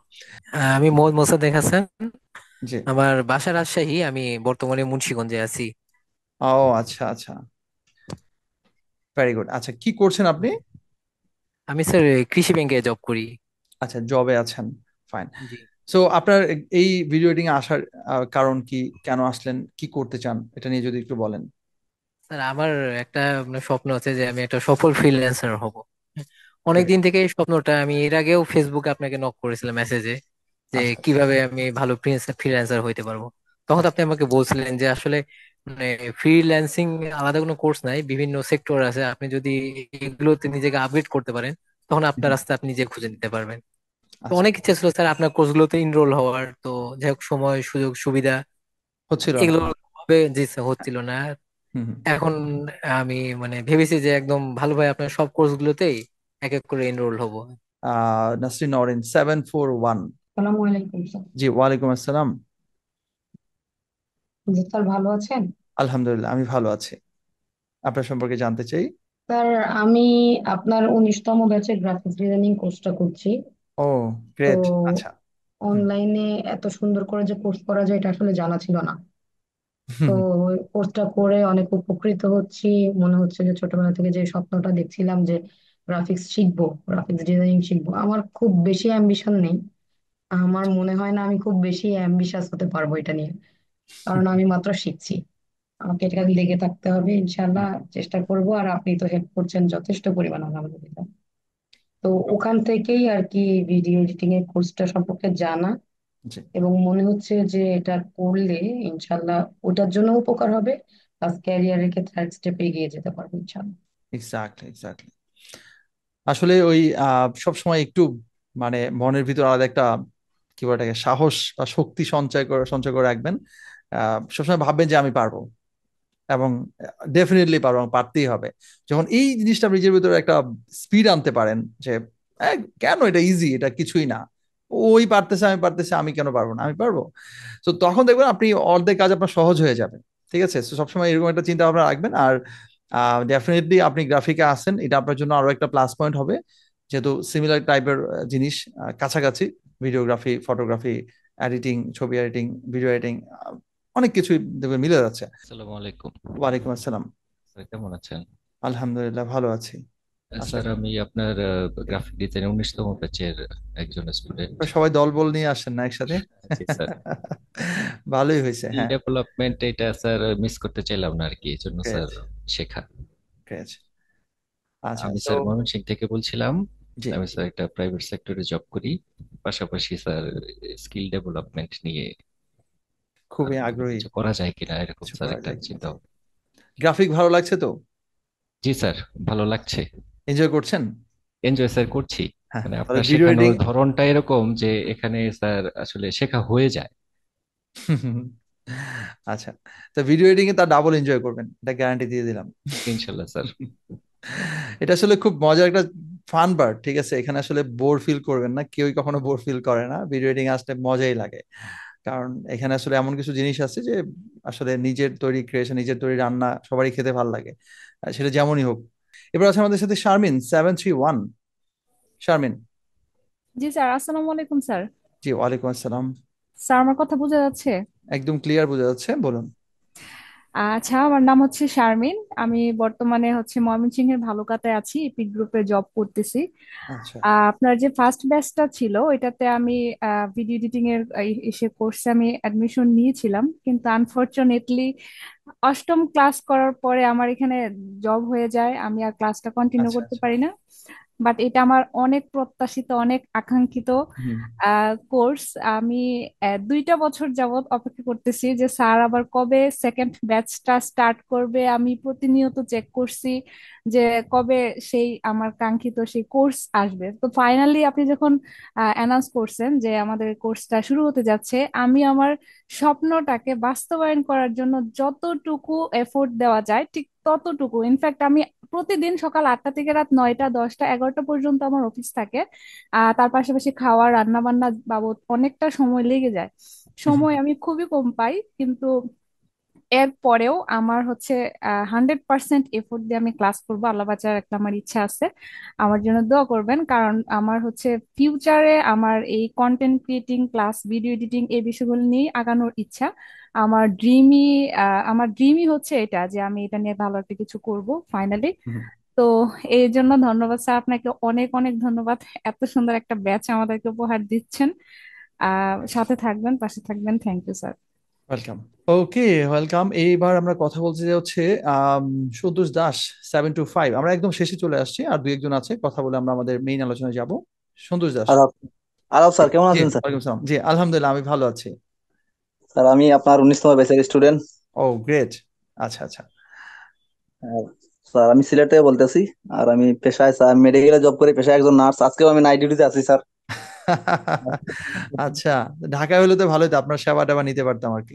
আপনি আবার যুক্ত হয়েছেন গ্রাফিকের পাশাপাশি, কি করতে চান আসলে, এটা শেখার ইচ্ছাটা কেন, স্যার প্ল্যানিং? আপনি তো অনেক ক্লাসেই তো বলেন স্যার যে গ্রাফিক্সের পাশাপাশি ভিডিও এডিটিং শিখলে অনেক কিছু ভবিষ্যতে করা যাবে। আর আমি হ্যাঁ। আলাদা স্কিল অর্জন করার জন্য স্যার মানে এগুলো আমি চাই যে কিছু এক্সট্রা কিছু শিখি। জুবাইরা। আসসালামু আলাইকুম স্যার। জি ওয়ালাইকুম আসসালাম। কি ভালো আছেন? হ্যাঁ আলহামদুলিল্লাহ, অনেক ভালো আছি। হ্যাঁ, আপনার সাথে তো আমার অনেক সেই পুরানো ছোটবেলার জার্নি, এখন নতুন করে কি বলবো। হ্যাঁ, আপনার কথা আর আপনার নাম শুনেই তো আমি মনে পড়ে গেছে আর কি। হ্যাঁ, সেই ছোটবেলা থেকে আর কি চিনি, হ্যাঁ, এরকম ছোটবেলা থেকে অবস্থায়। চিনেন। হ্যাঁ, আমাদের প্রতিষ্ঠানে আপনি সবচেয়ে পুরনো মানুষ, অনেক অনেক কাছের মানুষ। আমাদের সাথে সব কোর্সে মোটামুটি আপনি ছিলেন, এবং স্কিল ডেভেলপমেন্টের প্রতি আপনার যে একটা আগ্রহ, এটা আসলে আপনি কি বলবেন, আমি আপনারটা বলে দিচ্ছি আর কি। তো আপনি একটা মানুষ পেয়েছি যাকে আসলে মানে সবার কাছে প্রেজেন্ট করার মতো, যে হ্যাঁ এই মানুষটা আহ, মানে আচ্ছা আপনি বলেন। না, আগ্রহ এক সময় যে খুব ছিল, জি। মাঝখানে আমার কিছু ফ্যামিলি প্রবলেম প্লাস আমার নিজের হেলথ প্রবলেম সব ইস্যু নিয়ে আমার সেলফ স্টিমটা অনেক লো হয়ে গেছে। জি। এখন কনফিডেন্স অনেকটা হারায় ফেলছি।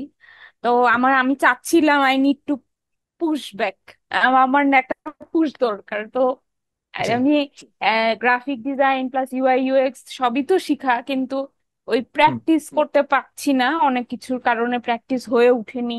হুম হুম বা এখনো তারপর এর মধ্যেও আমি চেষ্টা করে যাচ্ছি। তো হুম ভিডিও এডিটিং এর জন্য আমি অনেক দিন ধরে ওয়েট করতেছিলাম। আমি বললাম, স্যার ভিডিও এডিটিং দেয় না কেন, দেয় না কেন? এখন কোর্সের তো অভাব নাই, সবাই কোর্স, মানে কোর্সের দোকান খুলে গেছে হুম হুম হুম, অনলাইনে। অনেক। তো কিন্তু এইভাবে ক্লাস করে মানে একটা শিক্ষা, আর এমনি মানে কোর্স লিংক দিয়ে দেওয়া, একটা ক্লাস দিয়ে দেওয়া, এটা এটা মানে আকাশ আর পাতাল তফাৎ। তফাৎ। এখানে যেমন একটা ডিসকাশন করা যায়, প্রবলেম হলে বলা যায়, বাট হুম হুম হুম অন্য সব রেকর্ডেড কোর্স, কোর্সে সেই সুযোগটা থাকে না। হ্যাঁ হ্যাঁ। হ্যাঁ সেসব থাকে না। জি। এবং কোনো একটা বন্ডিং ক্রিয়েট হয় না, হুম হুম টিচার স্টুডেন্টের যে একটা বন্ডিং ক্রিয়েট হওয়া বা একটা দরকার, এই জিনিসটা আমি কোথাও দেখি নেই বা আমি পাইনি। হুম হুম হুম কিন্তু আর রাইট। আপনি যেহেতু ছোটবেলা থেকে আমাকে চিনেন, যার জন্য আমি আর রিস্ক নেইনি। আমি বললাম যে থাক, আর একটু ধৈর্য ধরি, এটাই করি এখন। আল্লাহর ইচ্ছা, বাকিটা আল্লাহর ইচ্ছা। ইচ্ছা তো আছে যে নিজের ভবিষ্যৎটাকে ফ্রিল্যান্সিং এর দিকে নিয়ে যাব। নিয়ে যাবেন, হ্যাঁ। তো এখন বাকিটা আল্লাহর ইচ্ছা আর কি, জি। চেষ্টা করে যাব। অবশ্যই। আর আপনার জন্য প্লাস পয়েন্ট হচ্ছে আপনি বেশ কিছু কোর্স করেছেন, আপনি বেশ কিছু বিষয় সম্পর্কে অলরেডি জানেন, আপনার একটা ভালো ধারণা তৈরি হয়েছে আসলে। আহ, কোনো কিছু জানাটা যে একটা প্লাস পয়েন্ট, এটা আসলে আমরা যখন কোনো প্রয়োগের দিকে যাই তখন আসলে আমরা টের পাই। তো জি। সেই জায়গা থেকে আমার মনে হয় যে আপনি এগিয়ে থাকবেন সবার চেয়ে।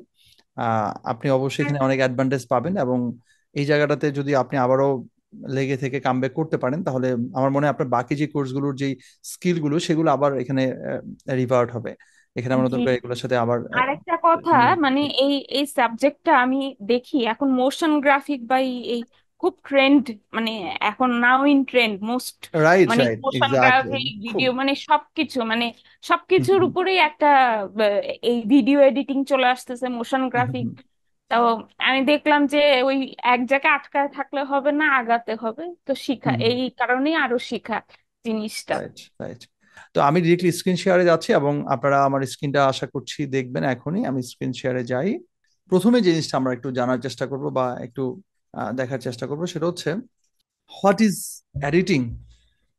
আমরা এডিটিং বলতে আসলে কি বুঝি? প্রথমে আমরা এডিটিং জিনিসটা বোঝার চেষ্টা করব, তারপর আমরা ভিডিও এডিটিং কি সেটা নিয়ে কথা বলবো।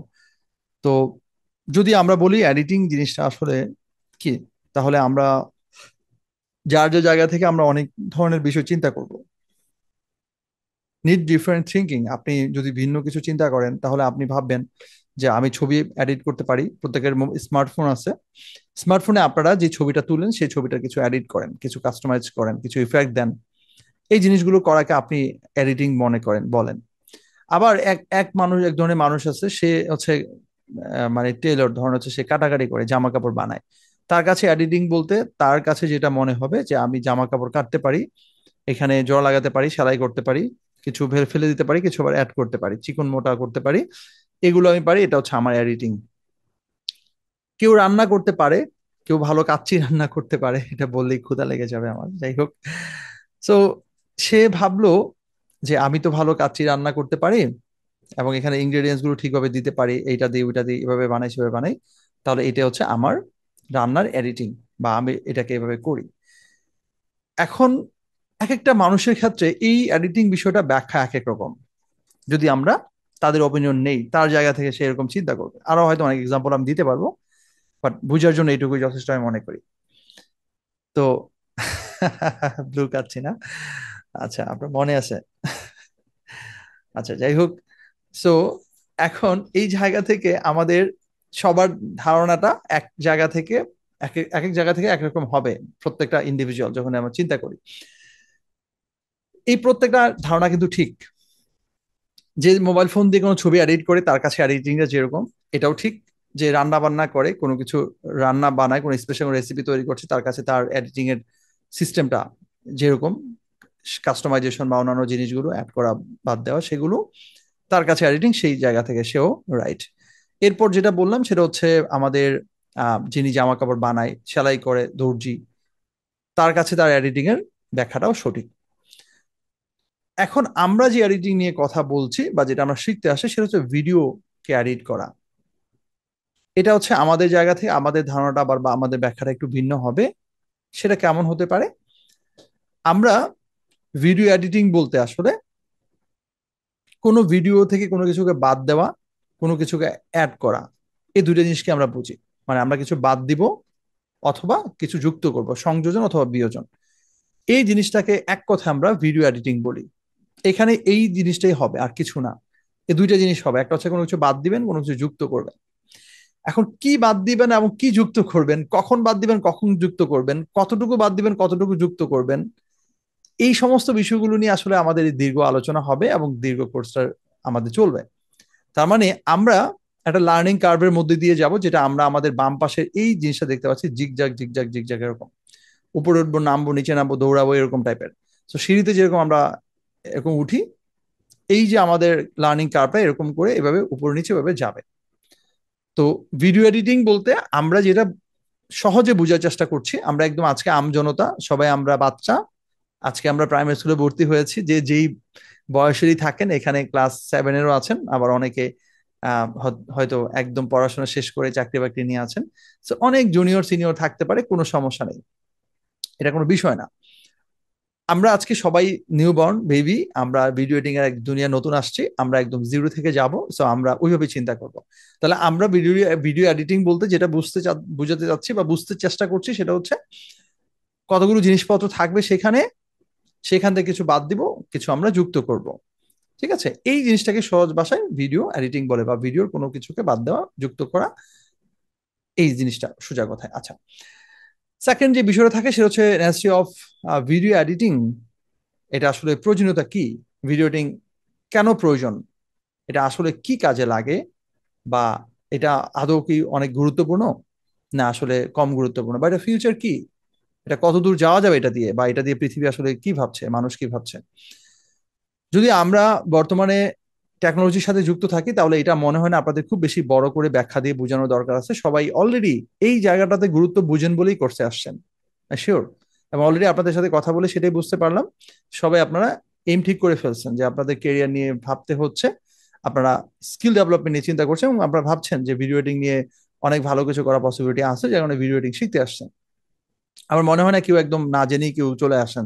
সো ভিডিও এডিটিং এর গুরুত্ব সবাই অলরেডি জানেন। তারপর আমি যদি খুব সংক্ষিপ্তভাবে যে আপনাদেরকে একটু ব্যাখ্যা করে বলতে চাই, যে ভিডিও এডিটিং এর গুরুত্ব যদি আমি আপনাদেরকে বলি এভাবে, ধরেন আমরা যেমন আমাদের নিজেদের আহ ধরেন জীবনের সাথে আমাদের যে জিনিসগুলো জড়িত এখন, মানুষের দৈনন্দিন যে জীবনে যেগুলো আমাদের অত্যাবশ্যকীয়, যেমন আমরা শ্বাস প্রশ্বাস নিচ্ছি, আমরা খাবার খাচ্ছি, ন্যাচারাল কলে আমরা মানে সাড়া দিচ্ছি, এই সমস্ত জিনিসগুলো আমাদের জীবনের একদম জড়িয়ে আছে। সো ভিডিও এডিটিং আমাদের টেকনোলজিক্যাল যে বিষয়গুলো আমাদের ডিভাইসের সাথে, আমাদের দৈনন্দিন জীবনের সাথে তেমনিভাবে জড়িয়ে আছে। এটাকে বাদ দিয়ে আপনি চিন্তা করতে পারবেন না, একটু চিন্তা করতে পারবেন না। কারণ আমরা এখন যেই ধরনের মার্কেটিং টুলগুলো ব্যবহার করছি, যেমন ফেসবুক ব্যবহার করছি মার্কেটিং টুল হিসাবে, ইউটিউব ব্যবহার করছি, বিভিন্ন ধরনের অ্যাড সেন্স বা অ্যাড ব্যবহার করছি, গুগল অ্যাড, যাবতীয় যে জিনিসগুলো আছে, এই সমস্ত জিনিসগুলো যে বিষয়ের উপর সবচেয়ে বেশি গুরুত্ব দিচ্ছে, ফোকাস করছে, সেটা হচ্ছে ভিডিওগ্রাফি বা ভিডিও। তো এই যে ভিডিও বলি, মোশন বলি, মোশন ডিজাইন বলি, এই সমস্ত জিনিসগুলো যেই পার্টে তৈরি করা হয়, যে পার্টে বানানো হয়, যে যে পার্টে এগুলো রান্না করা হচ্ছে, এই সমস্ত জিনিসগুলোর পুরো ডিপার্টমেন্ট হচ্ছে ভিডিও এডিটিং পার্ট বা ফিল্ম মেকিং পার্ট। তো যেহেতু আপনি আমি চাইলেই এইগুলো থেকে বের হতে পারছি না, আমাদের মার্কেটিং টুল হিসেবে আমাদের দৈনন্দিন জীবনে বিভিন্ন বিষয়ের সাথে জড়ায় গেছে স্মার্টফোন, আমাদের টেকনোলজি, সব বিষয়গুলো, যার কারণে আমরা চাইলেও এই পার্টটা থেকে দূরে থাকতে পারবো না, কাউকে না কাউকে দিয়ে আমাদের এই জিনিসটা করতে হচ্ছে। আপনারা যদি একটু ভেবে দেখেন, আপনি এমন কোনো কোম্পানি দেখাতে পারবেন না বাংলাদেশে অথবা অন্য কোনো দেশে যে কোম্পানির কোনো ধরনের মার্কেটিং পলিসি নাই বা কেউ মার্কেটিং করছে না, এমন কোনো কোম্পানি আপনি দেখাতে পারবেন না। আপনি যদি চ্যালেঞ্জ করলাম, আপনারা কেউ দেখাতে পারবেন না। তার মানে এমন কোনো কোম্পানি নাই যারা মার্কেটিং করছে না। এখন মার্কেটিং যারা যে করছে, এবং এমন কোনো কোম্পানি আপনি হয়তো দেখাতে পারবেন না যারা মার্কেটিং এর জন্য ভিডিওগ্রাফি বা ভিডিও ব্যবহার করছে না। আপনি যদি দেখবেন যত বড় বড় জায়ান্ট কোম্পানি থেকে শুরু করে সবাই কোনো না কোনো ভাবে, কারো না কারোর মাধ্যমে এই ধরনের ভিডিওগুলো তৈরি করছে এবং সেগুলো পাবলিকের কাছে, বিভিন্ন মানুষের কাছে তাদের প্রচার প্রচারের জন্য তারা প্রতিদিনই তারা ব্যবহার করছে। তাদের নতুন কি আপডেট আসছে, আপনি বড় বড় মোবাইল ফোন কোম্পানিগুলোর কথা বলেন, তাদের কি আপডেট আসছে সেগুলো তারা ভিডিওগ্রাফির মাধ্যমে দেখাচ্ছেন। আপনি যদি কোনো ধরেন আরো যত কোম্পানি আছে খাবার থেকে শুরু করে যারা যেই ধরনের জিনিস নিয়ে কাজ করে, মেডিকেল ইকুইপমেন্ট অথবা অন্য কিছু, সবাই কিন্তু একই কাজ করছে। তারা তাদের বিষয়গুলো তারা ভিডিওর মাধ্যমে মানুষের কাছে পৌঁছে দিচ্ছে। এক সময় কি হতো, শুধুমাত্র মানুষ লিখার মাধ্যমে কোনো তথ্য আদান প্রদান করতো, এরকম একটা লিখা দিয়ে দিত, অনেকগুলো লিখা দিয়ে দিত। এখন মানুষ লিখা পড়তে চায় না, এখন মানুষ কি দেখতে চায়, ভিডিও দেখতে চায়। যখন লিখা ছিল তখন লিখা দিয়ে মানুষের সাথে তথ্য আদান প্রদান বা বিজ্ঞাপনের কাজগুলো চলতো। এরপর আসলো কি, এরপর আসলো হচ্ছে স্টিল পিকচার, ছবি আসলো। শুধু ছবিগুলো বিভিন্নভাবে দেখা কোনো কিছু মানুষকে বোঝানোর চেষ্টা করতো, মানুষের সাথে কানেক্ট করার চেষ্টা করতো বা কানেক্ট হওয়ার চেষ্টা করতো। এরপর আসলো এরপর আসলো কি, এরপর আসলো হচ্ছে জিআইএফ, যেটাকে গ্রাফিক্যাল ইন্টারচেঞ্জ ফরম্যাট বলি, যেটা আমরা মোশন বলি আর কি, একটা যেটা হচ্ছে ছোটখাটো অ্যানিমেশন 2D। ওই 2D চলতো, যেটা মানে 2D মানে কি, সেকেন্ড ডাইমেনশন বা 2 ডাইমেনশন যেটাকে বলি আমরা, দুইটা ডাইমেনশনে হবে, দুইটা দ্বিমাত্রিক সোজা কথা। এইটাকে আরো একটু ইনহ্যান্স করার জন্য, আরেকটু লার্জার প্ল্যাটফর্মে নিয়ে যাওয়ার জন্য যেটা আসলো সেটা হচ্ছে 3D, যেটাকে আমরা বলি থার্ড ডাইমেনশন। এবং এই জিনিসটাকে আরো বেশি ত্বরান্বিত করলো অন্যান্য টেকনোলজিক্যাল যে আপডেট গুলো এসে সেগুলোর মাধ্যমে। তো যদি আপনি একটু জাস্ট চিন্তা করে দেখেন যে শুরু থেকে একটা লেখা ছিল, ট্যাক্স ছিল, তারপর সেখান থেকে ছবি, সেখান থেকে আবার 2D জিআইএফ, এরপর আসলো সেখান থেকে 3D, আসলো ভিডিও যেটাকে আমরা .mp4 অথবা আরো বিভিন্ন ফরম্যাট গুলোর কথা বলতে পারি। এইভাবে চেঞ্জ হতে হতে এখন আমরা ভিডিওকে একটা শিল্পের পর্যায়ে দিকে, একটা ইন্ডাস্ট্রি হয়ে গেছে, একটা বিশাল, এবং এটা একটা বিশাল জায়গা জুড়ে জায়গা দখল করে আছে। প্রত্যেকটা জায়গাতে দেখবেন এই জিনিসটা আছে। তো নিশ্চয়ই আপনারা এতক্ষণে বুঝেই গেছেন যে এটা যেহেতু একটা বিশাল জায়গা জুড়ে আছে, এবং আমরা মোবাইল ফোন হাতে নিলেই আমরা ভিডিও দেখি, এবং আমরা সারাদিনে যে কত ভিডিও দেখি, কত কিছু যে আমরা দেখি বা আমাদের দেখতে হয়, এটা কোনো হিসেব আমরা করি না। প্রতি প্রতি স্ক্রলিং এ আপনি দেখবেন যে প্রতি সেকেন্ডে যতবার স্ক্রল করবেন দেখবেন 5টা করে মিনিমাম ভিডিও আপনার সামনে ঘুরতেছে, 4টা 5টা করে ভিডিও পার সেকেন্ডে আপনি যদি স্ক্রল করেন। তাহলে এটা যদি আপনি অন অ্যাভারেজ যদি সারাদিনে 4 ঘন্টা 5 ঘন্টা যদি আপনি ফেসবুকিং করেন বা আপনি যদি অনলাইনে থাকেন, তাহলে আপনি চিন্তা করে দেখেন আপনি কতগুলো ভিডিও দেখছেন। এই সবকিছু কিন্তু এই এডিটিং এর মাধ্যমে বা এই জায়গাতেই কাজ এখানেই হয়। কেউ না কেউ বানাচ্ছে, কাউকে না কাউকে এগুলো এডিট করছে, তৈরি করাচ্ছে, কেউ তৈরি করছে, কেউ করে দিচ্ছে, কেউ কাউকে দিয়ে করায় নিচ্ছে। এই সবকিছুর জন্য আমরা এটা বলতে পারি যে এটা গুরুত্ব আসলে আমরা খুব অল্প সময় অল্প কয়েক কথায় বলে শেষ করা যাবে না। সো আমরা বুঝতে পারলাম ভিডিও এডিটিং কি এবং এটার গুরুত্ব কি। এরপর আছেন মানে কাইন্ডস অফ ভিডিও এডিটিং। পরে যে স্লাইড আমরা দেখতে পাচ্ছি এখানে 4 ধরনের ভিডিও এডিটিং এর কিছু ব্যাপার আছে। এগুলো আসলে আমার অ্যানালিটিক্স, আমি নিজে পড়াশোনা করে দেখাদেখি করে বিভিন্ন জায়গা থেকে এই তথ্যগুলো নিয়েছি। এগুলোর বাইরে অনেক কিছু থাকতে পারে, আমরা একটু ধারণা নেওয়ার জন্য এখান থেকে কিছু জিনিস আমরা নোট করে রাখতে পারি বা মনে রাখতে পারি। এগুলো আসলে থিওরিটিক্যাল, এগুলো দিয়ে আপনার বাস্তব জীবনে খুব বেশি কাজে আসবে না। ঠিক আছে, এগুলো আমরা জানার জন্য, আমরা আসলে যে কোনো কিছু না জেনে করলে সেটা কেমন যেন লাগে। আমি যেটা সবসময় করি, কিছু বিষয় আপনাদেরকে জানানোর চেষ্টা করি। আমার লার্নিং স্টাইলটা একটু ভিন্ন, আপনারা হয়তো সবাই পছন্দ করেন বলেই আমি আপনাদের সাথে সেগুলো শেয়ার করছি। আমি ডিরেক্টলি কোনো কিছু আসলে না জেনে নিজে কখনো গ্রহণ করি না, কাউকে কিছু বলিও না। প্রত্যেকটা জিনিস সম্পর্কে আমরা একটু ধারণা নিলে কি কেন কিভাবে এই তিনটা প্রশ্ন দিয়ে আমি পৃথিবীর সবকিছুকে সলভ করতে পারেন। কি কেন এবং কিভাবে, যদি প্রথম দুইটা প্রশ্ন কি এবং কেন যদি আপনি ক্লিয়ার না হন, তাহলে আপনার তৃতীয় প্রশ্ন আপনার জীবনে মূল্যহীন, রাইট? যদি আপনি প্রশ্ন করেন যে ফ্যান কি, আপনি ফ্যান চিনেন না, তাহলে প্রথম প্রশ্ন হচ্ছে এই ফ্যানটা কি, এটা কি, দেখার পরে বলে এটা কি। তাহলে এই ফ্যান কি এটা যদি আপনাকে কেউ ক্লিয়ারফাই করতে না পারে, তাহলে আপনি দ্বিতীয় প্রশ্নটা করবেন না যে ফ্যান কেন দরকার। তাহলে প্রথম প্রশ্ন ক্লিয়ার না হলে দ্বিতীয় প্রশ্ন আপনার জন্য মূল্যহীন, দ্বিতীয় প্রশ্ন আবার ক্লিয়ার না হলে তৃতীয় প্রশ্ন মূল্যহীন, যে ফ্যানটা কিভাবে আপনি পেতে পারেন, কিভাবে আপনি কিনতে পারেন, কিভাবে আপনার দরকার। তাহলে প্রথম দুইটা প্রশ্নই আপনার থার্ড প্রশ্নটা নিহিত বা এটার মধ্যে লুকায় আছে। সো এই জন্য আমি বলছি যে কোনো বিষয়ে আমি খুব বেশি ডিপে গিয়ে বোঝানোর চেষ্টা করি যদি সুযোগ থাকে। এখানে প্রথম হচ্ছে লিনিয়ার ভিডিও এডিটিং, যেটা আমরা দেখছি এটা অ্যাকচুয়ালি আসলে অনেক আগে ছিল, এগুলো এখন নাই, তাই এটা নিয়ে বেশি আলোচনা করছি। দেন হচ্ছে নন লিনিয়ার ভিডিও এডিটিং, যেগুলো আসলে আমরা এখন বিভিন্ন ধরনের জায়গাতে দেখে থাকি, বা আসলে আমরা বিভিন্ন ধরনের টিভিতে, বা এগুলো নিয়ে আমাদের একটা স্লাইড আছে, সেখানে আমি একটু ডিপে আলোচনা করব।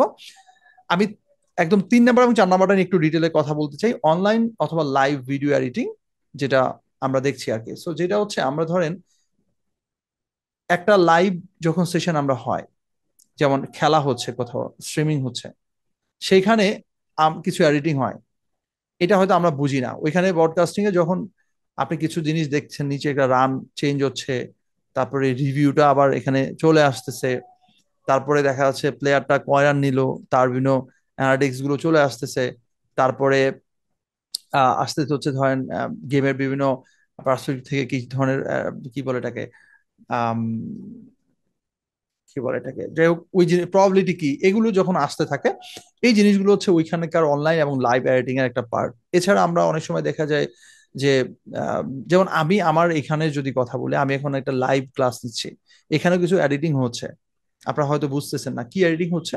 যেমন ধরেন একটু পর আমি আমার ফেস রিভিল করছি, আবার আমি আমার স্লাইডটা দেখাচ্ছি, আবার একটু পর আমি হয়তো স্ক্রিন শেয়ার করে আমি কোনো ওয়েবসাইটে গিয়ে কিছু দেখাবো, এগুলো এডিটিং এর পার্ট। এগুলো কাস্টমাইজ করা আছে, সেট আপ করা আছে। অথবা হয়তো আমার সাউন্ডটা ক্লিয়ার শুনছেন, লাউড শুনছেন, এখানে আমি কিছু জিনিস করেছি।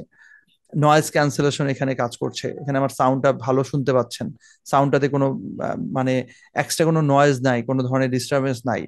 এগুলোর ব্যাপারে এখানে কিছু মেশিন কাজ করছে, কিছু এডিটিং টুল কাজ করছে।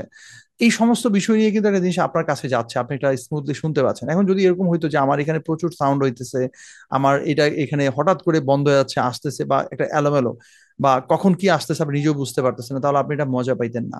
তাহলে এখানে একটা সুন্দরভাবে প্রি সেট আপ করা আছে, একটা একটা কিছু কাজ করছে, এখানে একটা ফাংশনাল কিছু হচ্ছে, যার কারণে আপনি এখানে প্রপারলি দেখতে পাচ্ছেন এবং এটা আপনার কাছে আপনি কাজ করতে পারছেন। সো এইখানেও লাইভ একটা এডিটিং হচ্ছে। সো অনলাইন অথবা লাইভ এডিটিং এর এই বিষয়টা এরকম হয়। দেন হচ্ছে অফলাইন ভিডিও এডিটিং, যেটা আমরা বেসিক্যালি শিখতে আসছি সবচেয়ে বেশি, যে আমরা অফলাইন মানে হচ্ছে যেটা আমরা কোনো লাইভ না, এছাড়া যে কোনো ধরনের ভিডিও ব্লগ বলি, টিউটোরিয়াল বলি, বা যত কিছু আছে কন্টেন্ট ক্রিয়েশনের ক্ষেত্রে সবকিছু, বা এই টাইপের যত অ্যাডভার্টাইজিং হইতে পারে সবকিছু আমরা যেটা অফলাইনে এডিট করব সেটা এখানে বোঝানো হচ্ছে। সো এই কয়টাই হচ্ছে মোটামুটি আমরা জানলাম, এর বাইরে অনেক কিছু থাকতে পারে, সেগুলো আমরা হয়তো পরবর্তী জানার চেষ্টা করব। ভিডিও এডিটিং এর সবচেয়ে গুরুত্বপূর্ণ যে জিনিসটা সেটা হচ্ছে হোয়াট ইজ ফ্রেম। এটা না জানলে আসলে আপনি মানে কিছুই জানবেন না সোজা কথায়। ভিডিও এডিটিং এর এই জিনিসটা এমন একটা জিনিস যেটা আসলে আপনার প্রথমেই জানতে হয়। যেমন আমরা যখন ইংলিশ শিখতে যাই তখন আমাদের গ্রামারের ক্ষেত্রে কোন জিনিসটা সবচেয়ে বেশি গুরুত্বপূর্ণ, আমাদের আমাদের গুরুত্বপূর্ণ হচ্ছে ওয়ার্ড মেকিং বা সেন্টেন্স মেকিং। সো সেন্টেন্স তৈরি করার জন্য আমাদের বিভিন্ন ধরনের টেন্স শিখতে হয়, আমাদের অনেক কিছু শিখতে হয়, প্রিপারেশন শিখতে হয়। ওই জিনিসগুলো আসলে যেরকম আমরা গ্রামারে বা ইংলিশে অনেক কিছু আমরা শিখতে পারি না বা শেখা হয়ে ওঠে না বা ভুল করি, একইভাবে এখানকার প্রিন্সিপাল হচ্ছে এই ফ্রেমগুলো।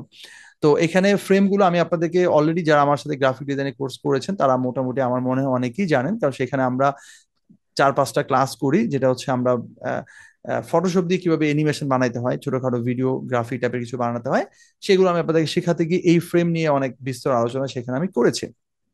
তারপর আমি আবারও করব, এখন করব। ফ্রেম জিনিসটা হচ্ছে যে আমরা যে কথাটা আমি বলি যে পৃথিবীতে ভিডিও বলতে কিছু নাই, এটা নতুনদের জন্য খুবই অবাক করার ব্যাপার, বাট যারা অলরেডি আমার এই কথা আরেকবার শুনছেন তারা অলরেডি জানেন কেন বলছি। আচ্ছা, আমি বলছি যে কেন বলছি। ভিডিও বলতে কিছু নাই, মানে এটাই যে আমরা মোবাইল ফোন দিয়ে যখন কোনো ভিডিও বাটনে প্রেস করে যখন ভিডিও করতে থাকি, তখন সেখানে আসলে কি হয়, সেখানে আসলে কতগুলো ছবি ওই মোবাইলটা ক্লিক করে তুলে, এগুলো আমরা প্রমাণ সহ দেখবো। আমাদের এগুলো নিয়ে আসলে আমাদের নাড়াচাড়া সারাদিন এগুলো নিয়ে কাজ কাম এখন থেকে হবে আর কি।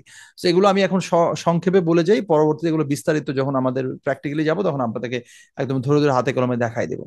তো যেটা হয় সেটা হচ্ছে মোবাইল ফোন দিয়ে আমরা যেরকম একটা ছবি তুলি, যখন আপনি কারো ছবি তুলছেন তখন একটা ক্লিক করছেন, একটা ছবি তুললেন, দুইটা ক্লিক করছেন, দুইটা ছবি তুললেন, পাঁচটা ক্লিক করেন, পাঁচটা ছবি উঠলো। এখন ভিডিওতে আপনি একবারই ক্লিক করে বসে থাকলেন, সে ছবি তুলতেছে, সে আসলেই সে ছবি তুলতেছে, এবং প্রতি সেকেন্ডে কয়টা ছবি তুলবে এটাই হচ্ছে ওইটা frame, frame rate. That means 1 second equal যদি আপনি 25টা দিয়ে রাখেন ফোনের মধ্যে সেই সেটিং এ অথবা ক্যামেরার সেটিং এ, তাহলে 1 সেকেন্ডে ওই ফোনটা 25টা ছবি ছবি তুলবে। কারণ আমাদের অ্যাজ এ হিউম্যান বিইং হিসেবে, আমাদের একজন একজন মানুষ হিসেবে আমরা কিন্তু 1 সেকেন্ডে সর্বোচ্চ কয়টা ছবি তুলতে পারি? কেউ বলবেন যে সর্বোচ্চ কয়টা ছবি তুলতে পারবেন 1 সেকেন্ডে? 1 সেকেন্ডে স্যার 2-4টা আচ্ছা, দুই সর্বোচ্চ। চারটা তুলতে পারবেন, একটা। একটা তুলতে পারবেন। আচ্ছা, আর কেউ বলেন না, কেউ আরো সুপার পাওয়ারে কেউ আছেন যে 1 সেকেন্ডে? আচ্ছা, হাফিজুর রহমান নামে একজন যুক্ত হয়েছেন, উনি কথাও বলেন না, আপনার স্টুডেন্ট আইডিও নাই। ক্লাসে কিন্তু আপনি জয়েন করতে হলে আপনার স্টুডেন্ট আইডি মেনশন করতে হবে, নামের শেষে দেখেন অন্যরা কিভাবে লিখছে ওই লিখতে হবে। আচ্ছা বলেন, আর কে বলেন, বলেন আপনার স্যার কথা এক বলতে পারবেন। সেকেন্ডে তো একটা ছবি তুলতে পারবো। আচ্ছা, একটা ছবি তুলতে পারবেন, ঠিক আছে। আচ্ছা, 120টা পারবেন? 1 সেকেন্ডে 120টা ফোন দিয়ে তুলতে পারবেন? মালিক, স্যার এটা অসম্ভব। মালিহা বলছে যে 1 সেকেন্ডে 120টা। আছে, উনি মানে প্রশ্নটা বুঝতে পারে নাই। আপনি ম্যানুয়ালি কয়টা ছবি তুলতে পারবেন, মানে ক্লিক করে করে কয়টা তুলতে পারবেন?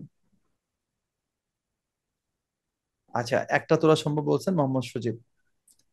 আচ্ছা, একটা ফোন দিয়ে নর্মালি বা ক্যামেরা দিয়ে আপনি ক্লিক করে ম্যানুয়ালি 1 সেকেন্ডে 1 2 4টা, চারটা ছবি তোলা পসিবল। যদি ফোন একটু আদিকালের হয়, একটু স্লো হয়, তাইলে তো কাজ সারছে, তাহলে একটা ছবি প্রসেসিং হয় তুলতে তুলতে 2 সেকেন্ড যাবে, ঠিক আছে।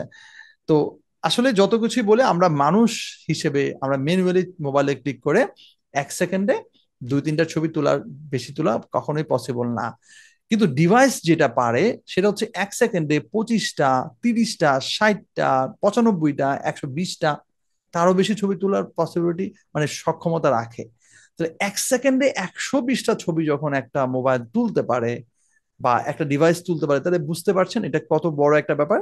যে আমরা মানুষ হিসেবে এটা পারি না, এই জন্যই ফ্রেম রেটের ব্যাপারটা চলে আসে। সো ফ্রেম রেট যেটা বলছে, আমরা যখন ফোন নিয়ে কিছু করি তখন আমরা এফপিএস দেখি, যেটা ফ্রেম পার সেকেন্ড বলি, ফ্রেম পার সেকেন্ড, এফপিএস। এটা হচ্ছে 1 সেকেন্ডে কয়টা ছবি তুলতে পারবে। তো ভিডিওগ্রাফির ক্ষেত্রে যেটা হয়, ধরেন আপনি সেটিং দিয়ে রাখলেন যে 30টা করে তুলবেন 1 সেকেন্ডে, তার সেটিং এ দিলেন যে 30টা করে উঠবে। এখন যখন 30টা করে দিলেন, তাহলে আপনি যদি 5 সেকেন্ড যদি ভিডিও করেন, তাহলে কয়টা ছবি উঠবে ওইখানে বলেন তো? 150 টাকা। রাইট, ইজিলি 150টা উঠবে, কারণ প্রতি সেকেন্ডে সে 30টা করে ছবি তোলার সক্ষমতা রাখে। এখন তাকে যখন আপনি ক্লিক করে দিলেন, তখন সে কি করলো, সে 1 সেকেন্ডে সে হচ্ছে 30টা করে তুলছে, তার মানে সে 5 সেকেন্ডে সে 150টা বা 150টা ছবি সে তুলতে পারলো। এখন এই হচ্ছে ফ্রেম রেটের হিসাবটা। তার মানে আমরা যখন কোনো ভিডিও নিয়ে কাজ করব, তখন তার ফ্রেম রেটটা আমাদেরকে সেখান থেকে বুঝতে হবে, ঠিক করতে হবে। তো ফ্রেম রেট আসলে আমরা মানে এটা প্রথমে যখন ভিডিও করা হয় তখন আসলে ওই ফ্রেম রেটটা যেভাবে করা হয় সেটাকে পরে কাস্টমাইজ করা পসিবল। কিন্তু যদি আমরা প্রথমে ভিডিও করি মোবাইল ফোন দিয়ে, তখন আসলে আমরা যদি কিছু জিনিসকে আগে থেকে ঠিক করে রাখি, সেটা আমাদের পরের কাজের জন্য, এডিটিং এর জন্য সহজ হয়ে যায়। স্লো মোশন নিয়ে কাজ করতে চাইলে অথবা স্পিড ভিডিও বানাতে চাইলে সেক্ষেত্রে আমাদের ফ্রেম রেটটা খুবই গুরুত্বপূর্ণ। এগুলো আমি প্র্যাকটিক্যালি আস্তে আস্তে একদম ভালো করে দেখাবো। সো আমি প্রথমে যেটা আপনাদেরকে ছোট আকারে বোঝাতে চাইলাম সেটা হচ্ছে ফ্রেম রেটটা গুরুত্বপূর্ণ এই জন্য, কারণ আমরা আসলে ফ্রেম নিয়ে কাজ করবো, আমরা আসলে ছবি নিয়ে কাজ করবো অ্যাকচুয়ালি। ভিডিও বলতে কিছুই নেই, ওইখানে আছে সব ছবি, ওইখানে সবকিছু ছবি। 5 সেকেন্ডের ভিডিওকে যদি আপনি ভাঙেন কোনো এডিটর প্যানেলে, কোনো ভিডিও সফটওয়্যার, ভিডিও টুলের মাধ্যমে, তাহলে আপনি সেখানে গিয়ে দেখবেন সব ছবি বের হয়ে আসতেছে, সব ছবি। যেমন আপনাদের যদি একটু বোঝানোর চেষ্টা করি এইভাবে, যে আমরা তো এখন ডিজিটাল ছবি দেখি, মানে ফিল্ম দেখি। ফিল্ম মানে হচ্ছে যে সিনেমা হলে, থিয়েটারে।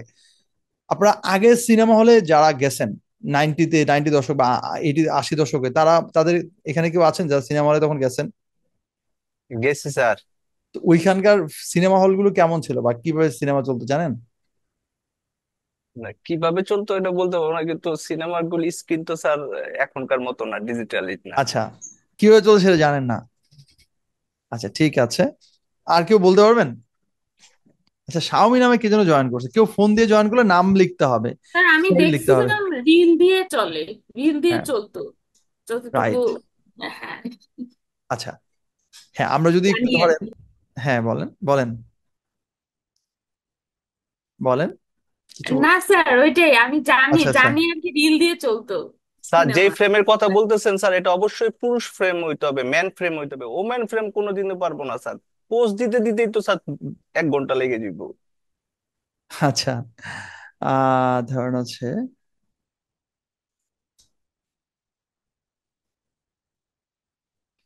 আচ্ছা এই যে দেখেন, আগেরকার সিনেমা হলে সিনেমা চলতো এই ধরনের রিল স্টাইলে, আপনারা যদি কেউ দেখে থাকেন, মনে মনে থাকার কথা, সেখানে এই ধরনের চাকা আকারে কিছু ঘুরতো এবং সেখান থেকে আলোর মাধ্যমে অনেক দূরে গিয়ে ফোকাস পড়তো, তারপর আমরা দেখতাম, যেটা প্রজেক্টরে এখন দেখি আর কি।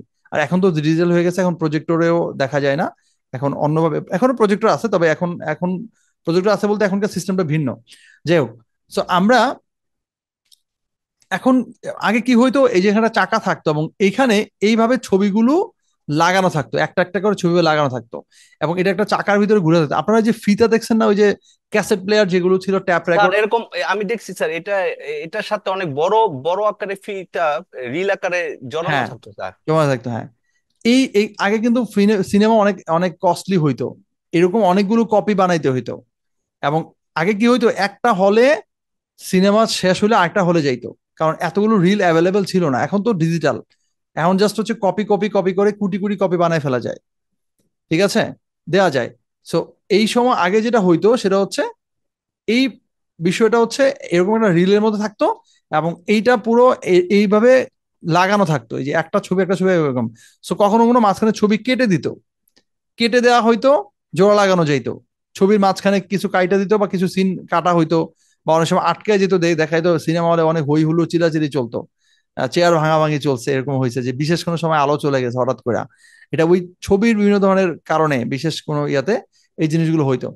সো আগেকার সময় যেরকম হইতো, এখনো কিন্তু ছবিগুলো এভাবেই তৈরি হয়, কিন্তু আমরা ডিজিটালি গিয়ে সেটা প্রিন্ট কপি গিয়ে অন্যরকম দেখি। ছবি কিন্তু ঠিকই ফ্রেম আকারে এইভাবে পাশাপাশি বসে। তো আপনি যখন ভিডিও এডিটিং করতেছেন, তখন ফ্রেম পার সেকেন্ডটা বা এফপিএসটা এভাবেই হচ্ছে, যে 1 সেকেন্ডে এখানে 30টা ছবি যাবে, তাহলে 1 সেকেন্ড অতিবাহিত হইতে হইতে 30টা ছবি এখান থেকে দৌড়াবে, 30টা ছবি যাবে মাঝখান থেকে, বা 120টা ছবি দৌড়ে চলে যাবে, বা 25টা ছবি এখানে দৌড়ে যাবে, তার মানে 25টা ছবি এখানে পাশাপাশি লাগানো। তো আপনি যখন ক্যামেরা ধরলেন কারো, কোনো ব্যক্তির সামনে, সে যা করতেছে ওই ঘটনাটা সে অতগুলো ছবির মাধ্যমে সে পাশাপাশি রাখলো। আপনারা যারা স্লাইড শো নিয়ে কাজ করেছেন, যেমন পাওয়ার পয়েন্ট নিয়ে কাজ করছেন, পাওয়ার পয়েন্টে কি হয়, আমরা অনেকগুলো ছবি পাশাপাশি রেখে দেন স্লাইড শো আকারে এগুলো অটো দিয়ে রাখতে পারি, বা আমাদের ফোনেও কিন্তু আছে। আপনি গ্যালারিতে ধরেন একটা বিয়ের ছবি, ধরেন আপনি 200 ছবি একটা বিয়েতে তুলছেন, এখন আপনি ক্লিক করে করে 200 ছবি মানুষটা কয়দিনে দেখাবেন, তখন আপনি কি করলেন, এখানে একটা স্লাইড শো অপশন আছে, ফোনে আছে দেখবেন এগুলো, সেখানে ক্লিক করে দিলেন, ফোনটা রেখে দিলেন, অটোমেটিকলি ওই 200টা ছবি আপনি আপনি কি ওইখানে সেটিং করে দেওয়া যায়, দেখবেন যে সেখানে দেওয়া যায় যে 1 সেকেন্ডে আপনি কয়টা ছবি, 1 সেকেন্ডে একটা ছবি যাবে, না 2 সেকেন্ডে একটা ছবি যাবে। তাহলে আপনি যদি বলেন যে হ্যাঁ একটু স্লোলি যাক, তাহলে ধরেন প্রতি 2 সেকেন্ডে একটা করে ছবি চেঞ্জ হবে, তাহলে এখানে দিয়ে দিলেন 2 সেকেন্ডে একটা করে ছবি যাবে, তাহলে ওইটা হচ্ছে এক সিস্টেম। আবার আপনি যদি মনে করেন না 1 সেকেন্ডে আমার 20টা ছবি চলে যাবে, তাহলে ওইখানে হচ্ছে ওই 20 FPS এ সেইগুলো রিলগুলো ওইভাবে তৈরি হচ্ছে, বা এটা ছবিগুলো পাস হচ্ছে। তো বেসিক্যালি যেটা আমি আপনাদেরকে বোঝানোর চেষ্টা করছি, যে ছবি, সবকিছু ছবি, ভিডিও বলতে কিছুই নাই, এই ছবিগুলো বিভিন্ন ঘটনাগুলো যা ঘটতেছে এগুলো একটা একটা ছবিতেই ওইগুলো ধারণ করা হচ্ছে, এবং ছবিগুলো পাশাপাশি দৌড়ে যায় বলে ওইটাকে আমরা ভিডিও বলি, এবং সেখানে একটা শব্দ থাকতে পারে, শব্দ জিনিসটা আলাদা, সাউন্ড সিস্টেমটা ডিফারেন্ট জিনিস, এটা ভিডিওর সাথে আমরা যুক্ত করি, আলাদা টেকনোলজি, সাউন্ড টেকনোলজি একটা, ভিডিও টেকনোলজি কিন্তু আরেকটা। বুঝতে পেরেছেন কি? ভিডিও বলতে সাউন্ড থাকতে হবে এমন না, ভিডিও বলতে শুধু ভিডিও যেটা আপনি দেখছেন, ওই ভিডিওতে সাউন্ড থাকা মানে সেটা হচ্ছে আলাদা জিনিস। বুঝতে পেরেছি? আমরা এতদিন আমজনতা ছিলাম, আমরা একভাবে শুনছি, বুঝতাম, যা মনে করতাম, যা দেখতাম তাই আমরা ভাবতাম, কিন্তু এখন আমরা আমজনতা না, এখন আমরা এক্সপার্ট হতে যাচ্ছি। তো আমরা এখন অর্ডিনারি পার্সনদের মতো কথা বলবো না, আমরা সবকিছু রিয়েলিস্টিক কিছু জিনিস, বা যেগুলো আসলে বাস্তবের সাথে মিলে, বা আসলে যেগুলো সত্য সেগুলো আমরা সেখানে বলার চেষ্টা করব। সো আপনারা কি বুঝতে পেরেছেন অ্যাপিএস জিনিসটা কি আসলে, বা ছবি ভিডিওর মধ্যে পার্থক্য কি, এটা কি বুঝতে পেরেছেন? বা কোনো প্রশ্ন আছে এই জায়গায়? যে কেউ কোনো প্রশ্ন থাকলে করতে পারেন।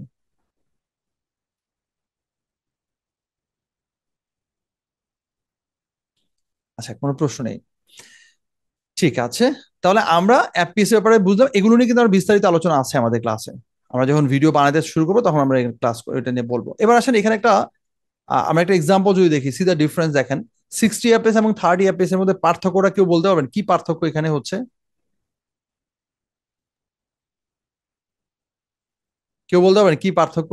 স্যার 60 পিক্স এফপিএস টা একটু স্পষ্ট ক্লিয়ার দেখা যাচ্ছে, আর 30 এফপিএস টা একটু ব্লার এরকম ঘোলাটে দেখা যাচ্ছে আর কি। এই ছবিটা দেখেন, 24 এফপিএস ভার্সেস হচ্ছে 60 60 এফপিএস। এফপিএস।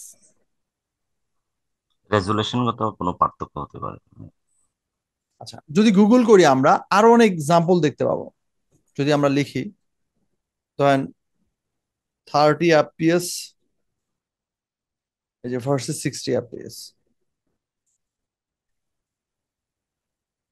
এখানে আপনি দেখবেন যে 30 এফপিএস একটা মোশন ব্লার দেখা আছে, দেখেন এটা ব্লার। এখানে আবার রিফ্রেশ রেটের একটা ব্যাপার থাকে। তো ওইগুলো আরো আরো আরো অ্যাডভান্স লেভেলের জিনিসপত্র, ওগুলো পরে আমরা আলোচনা করব।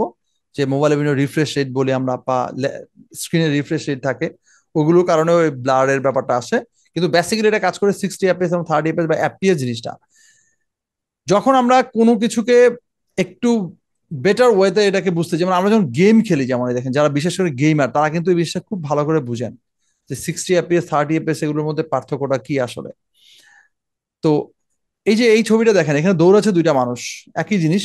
তো 30 এফপিএস তাকে দেখা যাচ্ছে খুব অস্পষ্ট, সে দৌড়ে যাচ্ছে, এটা ডিটেক্ট করতে পারছে না, কারণ এইখানে আসলে ছবির সংখ্যাটা কম।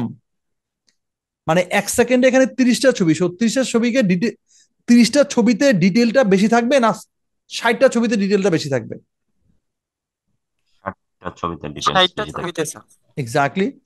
সো যত বেশি ছবি তত বেশি ডিটেইলিং, তাই না?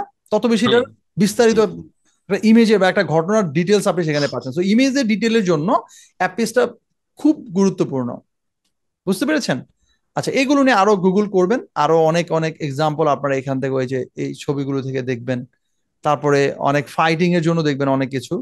এই দেখেন এখানে একটা ব্যাপার আছে, দেখেন 60 এফপিএস এ খুব ক্লিয়ার, 30 এফপিএস একটু কম, এবং 15 এফপিএস দেখেন এখানে একদম। এগুলো এখন নাই, 15 এফপিএস আসলে ভিডিও নাই এখন। তারপর যদি বলি আর কি, এগুলো ভিজিএ ক্যামেরা ওইসব সময়ে ছিল আর কি। তো এইখানে দেখেন এই যে ছবিগুলো দেখেন, এটাতে কিচ্ছু বোঝা যাচ্ছে না একটা মানুষ কি হচ্ছে। আগের কিছু ভিডিও দেখবেন এরকম কে গেছে দৌড়ে, বা আগের কিছু নাটক সিনেমা দেখবেন আপনি, ক্লিয়ার কোনো কিছু বুঝে যাইতো না। কিন্তু এখন আপনি হলিউড বলিউডের বা বিভিন্ন সিনেমাগুলো দেখেন, দেখবেন সেখানে অনেক বেশি অনেক ডিটেইল থাকতেছে, অনেক কিছু বোঝা যাচ্ছে। যেমন এই যে সাইকেলিংটা দেখা যায়, এখানে দেখেন এই যে লো ফ্রেম রেট 24 এফপিএস, আর এখানে হাই ফ্রেম রেট 60 এফপিএস। দেখেন মোশন ব্লারের ক্ষেত্রে এটা এরকম, আর এটা আরো বেশি স্মুথ হচ্ছে। এখানে এই যে ছবি বেশি থাকতেছে, দেখেন এখানে ছবিগুলো কম, যার কারণে এরকম এরকম দেখা যাচ্ছে, ভেঙে ভেঙে যাচ্ছে। এখানে ছবির সংখ্যা বেশি হওয়ার কারণে স্মুথ দেখা যাচ্ছে। ওই যে আমরা একটা ব্লেন্ডের ব্যাপার, আমি মনে হয় আমি আপনাদের যারা 19 ব্যাচে আছেন, আপনাদের মনে আছে যে গত ক্লাসটা আমরা বা তার আগের ক্লাসে যে আমরা ব্লেন্ড নিয়ে, কালার ব্লেন্ড নিয়ে কাজ করছিলাম, জি স্যার, মনে আছে। সেখানে আপনাদেরকে দেখাচ্ছিলাম আমাদের স্মুথ করার জন্য আমাদের ব্লেন্ডের সংখ্যা বাড়াতে হচ্ছে, স্টেপ জি গুলো জি বাড়াতে হচ্ছে। সো জি অনেকটাই সেরকম কিন্তু রিলেটেড কিছু জিনিস এখানে দেখা যাচ্ছে। সো ফ্রেম রেট কি এবং এফপিএস কি, এগুলো কি আপনারা মোটামুটি ক্লিয়ার হইতে পারছেন? যদি আরো কোনো বোঝানোর প্রয়োজন হয় আমাকে বলবেন, আমি আরো বুঝাই দিব আপনাদেরকে। আপনারা এখনো যেহেতু ভিডিও এডিটিং এর কিছু বুঝেন না, তাই আপনাদেরকে আমি অনেক অ্যাডভান্স লেভেলে কিছু বুঝাচ্ছি না, মানে একদম নর্মাল জিনিসগুলো কথাবার্তা বলে বুঝাচ্ছি, একদম যেগুলো আপনারা বুঝবেন। আমরা আস্তে আস্তে তো এগুলো অনেক ডিপে যাব, অনেক গভীরে যাব। আচ্ছা, তাহলে এই ব্যাপারটা ক্লিয়ার হয়েছে না এফপিএস জিনিসটা কি? জি স্যার। এবার আসেন আমরা responsibility of an editor. So একজন এডিটর হিসেবে আপনার কি কি রেসপন্সিবিলিটি থাকতে পারে বা আপনার উপর আসতে পারে, সেইটা নিয়ে একটু আলোচনা করা যাক, যেহেতু আমরা এটা নিয়ে একটা কেরিয়ার নিয়ে ভাবছি। প্রথমে দেখেন মিট এ ডেডলাইন, আপনার একটা ডেডলাইন থাকতে হবে। আপনি প্রথমে যেটা গুরুত্বপূর্ণ হয়, আমরা কোনো কিছুর কথা দিয়ে কথা রাখতে পারি না বা রাখার চেষ্টা করি হয়তো অনেকে, বা রাখতে পারি না। সো আমাদের জিনিসটা খুব বেশি গুরুত্বপূর্ণ, সেটা হচ্ছে একটা প্রপার ডেডলাইনের মধ্যে থাকা, যে আমি কি কাজ করব, কখন করব, কিভাবে করব, এবং এটা কতদিনের মধ্যে করতে হবে, সেই অনুযায়ী আমার পুরো জিনিসটা হবে। এটা কিন্তু এই ভিডিও এডিটর হিসেবে আপনার কিন্তু অনেক বেশি গুরুত্বপূর্ণ, কারণ আপনার সাথে শুধু আপনি একা না, আপনার সাথে একটা পুরো টিম কাজ করবে। আপনি যদি একজন ধরেন কি হন, ভিডিও ধরেন হচ্ছে আপনি একজন ডিরেক্টর যদি হন, আপনি নিজে সেটা নিয়ে কাজ করবেন, আপনার কিন্তু এখানে অনেক কিছু নিয়ে ভাবতে হবে। একটা প্রোডাকশন লেভেলে যদি আপনি কাজ করেন, একটা নাটক বা সিনেমা যদি আপনি বানান বা সেই টিমে যদি কাজ করেন, তাহলে আপনার এখানে কিন্তু আপনি একা না, এখানে আর অনেকগুলো মানুষ, অনেকগুলো টিম কাজ করবে। কেউ শুট করবে, কেউ এটা করবে সেটা করবে, স্ক্রিপ্ট রাইটিং একজন স্ক্রিপ্ট রাইটার হিসেবে থাকবে, স্ক্রিপ্ট প্লে এর জন্য কি করবে, নানান লেভেলে নানান মানুষ কাজ করবে। সো এই যে বিভিন্ন মানুষগুলো বিভিন্নভাবে যে কাজ করা, সেই মানুষগুলোর সাথে প্রপারলি আপনার এটাকে সমন্বয় করে একটা পারফেক্ট ডেডলাইন আপনার সেখানে রেডি রাখতে হবে, এবং এটা আপনার রেসপন্সিবিলিটির মধ্যে পড়ে। আপনি কখন কত দিনের মধ্যে পারবেন ওই অনুযায়ী কিন্তু আপনাকে টাইমটা সেভাবে ম্যানেজ করতে হবে। ধরুন আপনি একটা অ্যাডভার্টাইজিং কোম্পানিতে কাজ করছেন, বা নিজে একটা আপনি ধরেন হচ্ছে অ্যাড মেকার, সো সেখানে আপনি কোনো মডেল দিয়ে কিছু করাচ্ছেন। এখন সেখানে আপনি একটা কোম্পানি থেকে টাইম নিলেন যে তার জন্য একটা অ্যাড টিভিসি বানাই দিবেন। এখন তার জন্য বলে আমি আপনাকে 1 সপ্তাহ বানাই দিব, কিন্তু দেখা গেল আপনি সেটা 1 সপ্তাহ পারলেন না, বা 2 সপ্তাহ বা তার বেশি সময় লেগে গেল। তো এটা একটা প্রবলেম। সো এই জিনিসগুলো আমাদের কিন্তু খুবই গুরুত্বপূর্ণ, কারণ সেই ব্যক্তির আবার এই অ্যাডটা কোথায় পাবলিশ করবে, সে কোনো টিভিতে করবে বা অন্য কোথাও করবে, সেখানে আবার সে একটা কাজ সেখানে সে ম্যানেজ করে রাখছে। সো এই বিষয়গুলো কিন্তু লিঙ্ক করা থাকে। সেই জন্য আমাদেরকে কি করতে হবে, প্রপার একটা ডেডলাইনে এখানে আমাদেরকে মেনটেন করতে হবে। দেন হচ্ছে মেনটেনে take care of the work station, যেটা আমি অলরেডি এখানে আলোচনা করে ফেলছি। আপনাকে ওই জিনিসটা মেনটেন করতে হচ্ছে। আপনার যারা আপনার ওয়ার্ক স্টেশনে যারা কাজ করছে, বা যে ডিভাইস থেকে শুরু করানো সবার সাথে যে একটা পারফেক্ট লিঙ্ক থাকা এবং কোলাবোরেট করা, এই প্রত্যেকটা জিনিস। দেন হচ্ছে আপডেট সফটওয়্যার, লেটেস্ট সফটওয়্যার গুলোর ব্যাপারে আপনার আপডেট থাকতে হবে, এবং নতুন কি টেকনোলজি আসতেছে, কোন অ্যাপস গুলো ভালো করছে, কাদের এখানে কি ধরনের ফিচার অ্যাড হচ্ছে আসছে, এই সমস্ত জিনিসগুলো কিন্তু আপনার রেসপন্সিবিলিটির মধ্যে পড়ে, এবং আপনি এগুলো নিয়ে কাজ করবেন। সো আপনাকে এই প্রত্যেকটা জিনিস সম্পর্কে প্রপার আপডেটে থাকতে হবে, ঠিকভাবে আপনাকে এখানে কাজ করতে হবে। অ্যান্ড দেন যেটা হচ্ছে relation between videographer, video editor or director, যেটা আমরা স্যার অলরেডি আলোচনা করে ফেলছি। স্যার জি, সফটওয়্যার নামগুলো একটু বলবেন, কোন কোন সফটওয়্যার দিয়ে ভিডিও এডিটিং করা যায়? অনেকগুলো সফটওয়্যার আছে, একটু পরে একটা মানে লিস্ট আছে এখানে। জি, আচ্ছা আচ্ছা। আমি দেখাচ্ছি। আচ্ছা, এখানে হচ্ছে রিলেশনশিপ যেটা আমাদের দরকার, সেটা হচ্ছে আপনি একজন ভিডিওগ্রাফারের সাথে, ভিডিও এডিটর এবং ডিরেক্টর সবার সাথে একটা যে রিলেশনশিপটা দরকার। কারণ এমন হবে যে আপনি একভাবে চাচ্ছেন, দেখা গেলো যে সে আরেকভাবে ভিডিওগ্রাফার শুট করে নিয়ে আসছে, আপনি এটাকে আবার রিটেক দেওয়া লাগছে, কারণ সবকিছু আপনি এডিটিং এ করতে কমপ্লিট করতে পারবেন না, করতে গেলে সেটা রিয়েলিস্টিক হবে না। তাহলে আপনাকে কিছু জিনিস কিন্তু আগে থেকেই প্রিসেট করে রাখতে হবে, যে আমি আমার ভিডিওতে এই ধরনের এনভায়রনমেন্ট চাই, এই ধরনের কালার কারেকশন, এই ধরনের এইভাবে এনভায়রনমেন্ট তৈরি করতে হবে। তাহলে আপনি এডিটিং এ তো এডিটিং আপনি কতটুকুই করতে পারবেন। ধরেন আমি এখানে আমার যে কথা বুঝতেছেন আপনারা, এই কথাটা ক্লিয়ার আসে বলে আমি এটাকে এখন যেভাবে বুঝছি সেভাবে এটা কাজ করতে পারবো। এখন কথাই যদি না শোনা যায়, তাহলে আপনি এখানে তো জোর করে কথা শোনাতে পারবেন না। তাহলে আপনাকে কিন্তু সবকিছু এডিটিং এ পসিবল হবে না। অনেক কিছু আপনাকে এডিটিং এর আগেই প্রি প্ল্যান করে করতে হবে, যে ওইভাবে করবেন, সেভাবে করবেন, শুটটা এই ধরনের হবে, এই অ্যাঙ্গেলে হবে, ওই ধরনের লাইট সেট আপ থাকতে হবে, সাউন্ড সিস্টেমটা এরকম থাকা লাগবে, দেন এটাকে আপনি এভাবে করবেন। অল্টারনেট সাউন্ড সিস্টেম থাকা, যে একটা মিস হয়ে গেলে এনাদার যে ব্যাকআপ সাউন্ড সিস্টেমটা থাকা, এগুলো করা, অথবা ভয়েস ওভার দিয়ে পরে এটাকে ঠিক করা, এই জাতীয় জিনিসগুলো কিন্তু আপনার আপনার রেসপন্সিবিলিটির মধ্যে পড়ে। তো আপনি একজন ভিডিও এডিটর হিসেবে বা ডিরেক্টর হিসেবে যেই দায়িত্ব আপনি পালন করছেন, আপনার সাথে সিমিলার যারা কাজ করছে তাদের সাথে প্রপারলি আপনার কোলাবোরেট করতে হবে, এবং তাদের সবকিছু সেভাবে সেট আপ করে আপনাকে এই জিনিসগুলো করতে হবে। এবার আসেন আমরা ভিডিও এডিটর যে এডিটিং এর যে সফটওয়্যার গুলো দরকার, বা যেগুলো দিয়ে আমরা শিখতে পারি, একটু আগে যে প্রশ্নটা করলেন। তো আমরা ভিডিও এডিটিং এর জন্য আমাদের মোস্ট কমনলি খুব পপুলার কিছু আসলে আমাদের সফটওয়্যার আছে। এর বাইরে আসলে আমাদের আরো অনেক অনেক অনেক সফটওয়্যার আছে। তো আমরা প্রথম যে সফটওয়্যারের কথা সবচেয়ে বেশি শুনে থাকি সেটা হচ্ছে অ্যাডোবি প্রিমিয়ার প্রো। এটা এত বেশি জনপ্রিয়, এটা জনপ্রিয় হওয়ার দুইটা কারণ আছে অ্যাকচুয়ালি। সো দুইটা কারণ হচ্ছে, একটা হচ্ছে এটা অ্যাডোবির সফটওয়্যার, এটা অ্যাডোবির তাদের মার্কেটিং পলিসিটা ভিন্ন, তারা যুগ যুগ ধরে তারা অনেক ভালো করে আসতেছে, তাদের সবকিছু অনেক ভালো। সো এই জন্য অ্যাডোবি প্রিমিয়ার প্রোটাকে আমরা বেস্ট হিসেবে ধরতে পারি। আরেকটা যে কারণে এটা খুব বেশি পপুলার বা এটা মানুষ বেশি গ্রহণ করে, সেটা হচ্ছে এটা উইন্ডোজে চলে, এটা ম্যাকেও চলে, কিন্তু উইন্ডোজে এটা খুব অ্যাভেলেবেল চলে। যেমন এরপর এটা ফাইনাল কাট প্রো, এটা কিন্তু শুধুমাত্র ম্যাকের জন্য। তো অ্যাডোবি প্রিমিয়ার প্রো কিন্তু ম্যাকেও চলে, এটা উইন্ডোজেও চলে। তো আপনি ক্রস প্ল্যাটফর্মে কিন্তু আপনি এটা নিয়ে কাজ করতে পারতেছেন। আর যেহেতু অ্যাডোবির সফটওয়্যার, আপনারা যারা ফটোশপ ইলাস্ট্রেটর পারেন তারা দেখবেন প্রিমিয়ার প্রোতে এসে অনেক অ্যাডভান্টেজ পাচ্ছেন, দেখবেন যে অনেক কিছু আবার এখানে মিলতেছে, অনেক কিছু দেখবেন একই রকম কাছাকাছি, এগুলো আপনাদের জন্য প্লাস পয়েন্ট হিসেবে কাজ করবে। দেন আছে হচ্ছে এখানে ফাইনাল কাট প্রোর কথা বললাম, এটা ম্যাকের জন্য, এটাও একটা এডিটর। দেন সনি ভেগাস আছে, এটাও জনপ্রিয় বেশ ভালোই, এবং ক্যাম্পাসে স্টুডিও আছে, ওন্ডারশেয়ার ফিল্মোরা আছে, সাইবারলিংক পাওয়ার ডিরেক্টর আছে, এখানে লাইট ওয়ার্কস আছে, পিনাকল স্টুডিও আছে, এছাড়া আরো অনেক আছে, যেমন ক্যাপকাট আসছে নতুন, এটা এখানে যুক্ত করেন, স্লাইডটা আগে বানানো। সো ক্যাপকাট এখানে আছে। এরপরে আপনারা হয়তো অনেকে ভাবতেছেন যে হচ্ছে এখানে আফটার ইফেক্ট কোথায়। আসলে অ্যাকচুয়ালি আফটার ইফেক্ট কোনো ভিডিও এডিটর টুল না। আফটার ইফেক্ট হচ্ছে আসলে আলাদা জিনিস, এটা একটা আলাদা জগৎ, আলাদা জিনিস। এখানে হচ্ছে আসলে ভিডিও ধরেন হচ্ছে এডিটিং এর জন্য কেউ আফটার ইফেক্ট ব্যবহার করে না। এটা হচ্ছে আম, কি বলবো এটাকে, ধরেন এখানে আপনি যদি কিছু বানাতে চান, যে নতুন করে কিছু বানায় ফেলবেন, ওরকম কিছুর জন্য ওইটা আসলে এখানে তৈরি করা হয়। যেমন ধরেন আপনি বিশেষ করে অ্যাডভান্স লেভেল যে মোশন গ্রাফিক গুলো, যেগুলো আমরা হলিউড বলিউডের যেই পার্ট গুলো দেখি, সেখানে আসলে তখন ওই জিনিসটা আসলে কোলাবোরেট করে আরো অ্যাডভান্স লেভেলে কিছু এখানে করা হয়। তো যাই হোক, আপাতত আমরা এই কয়টা জিনিসের নামই জানলাম। এছাড়া আরো অনেক অনেক আছে যেগুলো হয়তো আমরা আম, এখানে হয়তো যুক্ত করা সম্ভব হয়নি। আরো পপুলার আরো এরকম আরো 10-12টা বলতে পারবো। তো যে কোনোটা দিয়ে আপনি ভালো করতে পারবেন, সবগুলোরই ভ্যালু আছে, সবগুলো ভালো করা যায়। এবার আসলে আমরা একটা লেআউট দেখি, layout of A broadcasting system. আসলে অ্যাকচুয়ালি ব্রডকাস্টিং কিভাবে হয়, ভিডিও যে আমরা দেখি বা টিভিতে যে আমরা বিভিন্ন ধরনের প্রোগ্রামগুলো দেখি, এগুলো কিভাবে হয়। প্রথম হচ্ছে স্টুডিও শুটিং, এখান থেকে শুরু হয়, যেটা হচ্ছে লাইভ শুটিং করা হয়, এখানে শুট করা হচ্ছে। সো এরপর হচ্ছে এখানে শুটিং নট লাইভ, এখান থেকে আবার এখানে আসে যেটা ভিডিও এডিটিং অফলাইন, এখান থেকে স্টুডিও থেকে যেটা শুট করে সেটা এখানে এসে অফলাইনে এডিট হচ্ছে। এডিট হওয়ার পরে এখানে আছে কম্পাইলে আসতেছে, যেটা হচ্ছে প্রেজেন্টেশন পার্ট। এখানে এসে ধরেন এই ভিডিওর কোন পার্টে অ্যাড ঢুকাবে, কোন পার্টে আসলে কি ঢুকাবে, কোথায় বন্ধ হবে, কোথায় পরেরটা আসবে, এগুলো সিকোয়েন্স বেসড এই জায়গায় এসে সাজানো হয়। এরপরে এখানে আসলে এসে এটা ক্লোজ, এটা এখন নাই, এই পার্টটা আগে ছিল ইনগেজ, যেটা সেটা এখন নাই। এবার হচ্ছে পিসিআর, যেটা প্রোগ্রাম কন্ট্রোল রুম। এখানে অ্যাকচুয়ালি আসলে যখন এটা ধরেন অফলাইন হয়ে আসে তখন এখান থেকে আসে, আর যখন কোনো কিছু লাইভ হচ্ছে, যেমন ব্রডকাস্টিং হচ্ছে বা কোনো একটা কিছু স্ট্রিমিং হচ্ছে, তখন সরাসরি এটা পিসিআর এ চলে আসে, প্রোগ্রাম কন্ট্রোল রুমে আসে। এখান থেকে পরে যায় হচ্ছে এমসিআর এ, যেটা হচ্ছে মাস্টার কন্ট্রোল রুম। এখানে এসে সারাদিনের প্রোগ্রামগুলো আসলে কি হবে, কখন কি যাবে, কোথায় কতটুকু থাকবে, এই সমস্ত জিনিসগুলো নিয়ে আলোচনা হয়। এটা হচ্ছে আপলিঙ্ক স্টেশন, এটা আসলে এখানে স্যাটেলাইটে প্রেরণ করা হয়, মানে স্যাটেলাইটে যাওয়ার জন্য অ্যাকচুয়ালি তাদের যেই একটা অ্যান্টেনা থাকে, তাদের যে একটা ডিভাইস থাকে, যেগুলো দেখবেন প্রত্যেকটা মোবাইল টাওয়ারে বা বিভিন্ন ধরনের টিভি চ্যানেলের তাদের আহ, ভবনের মধ্যে থাকে।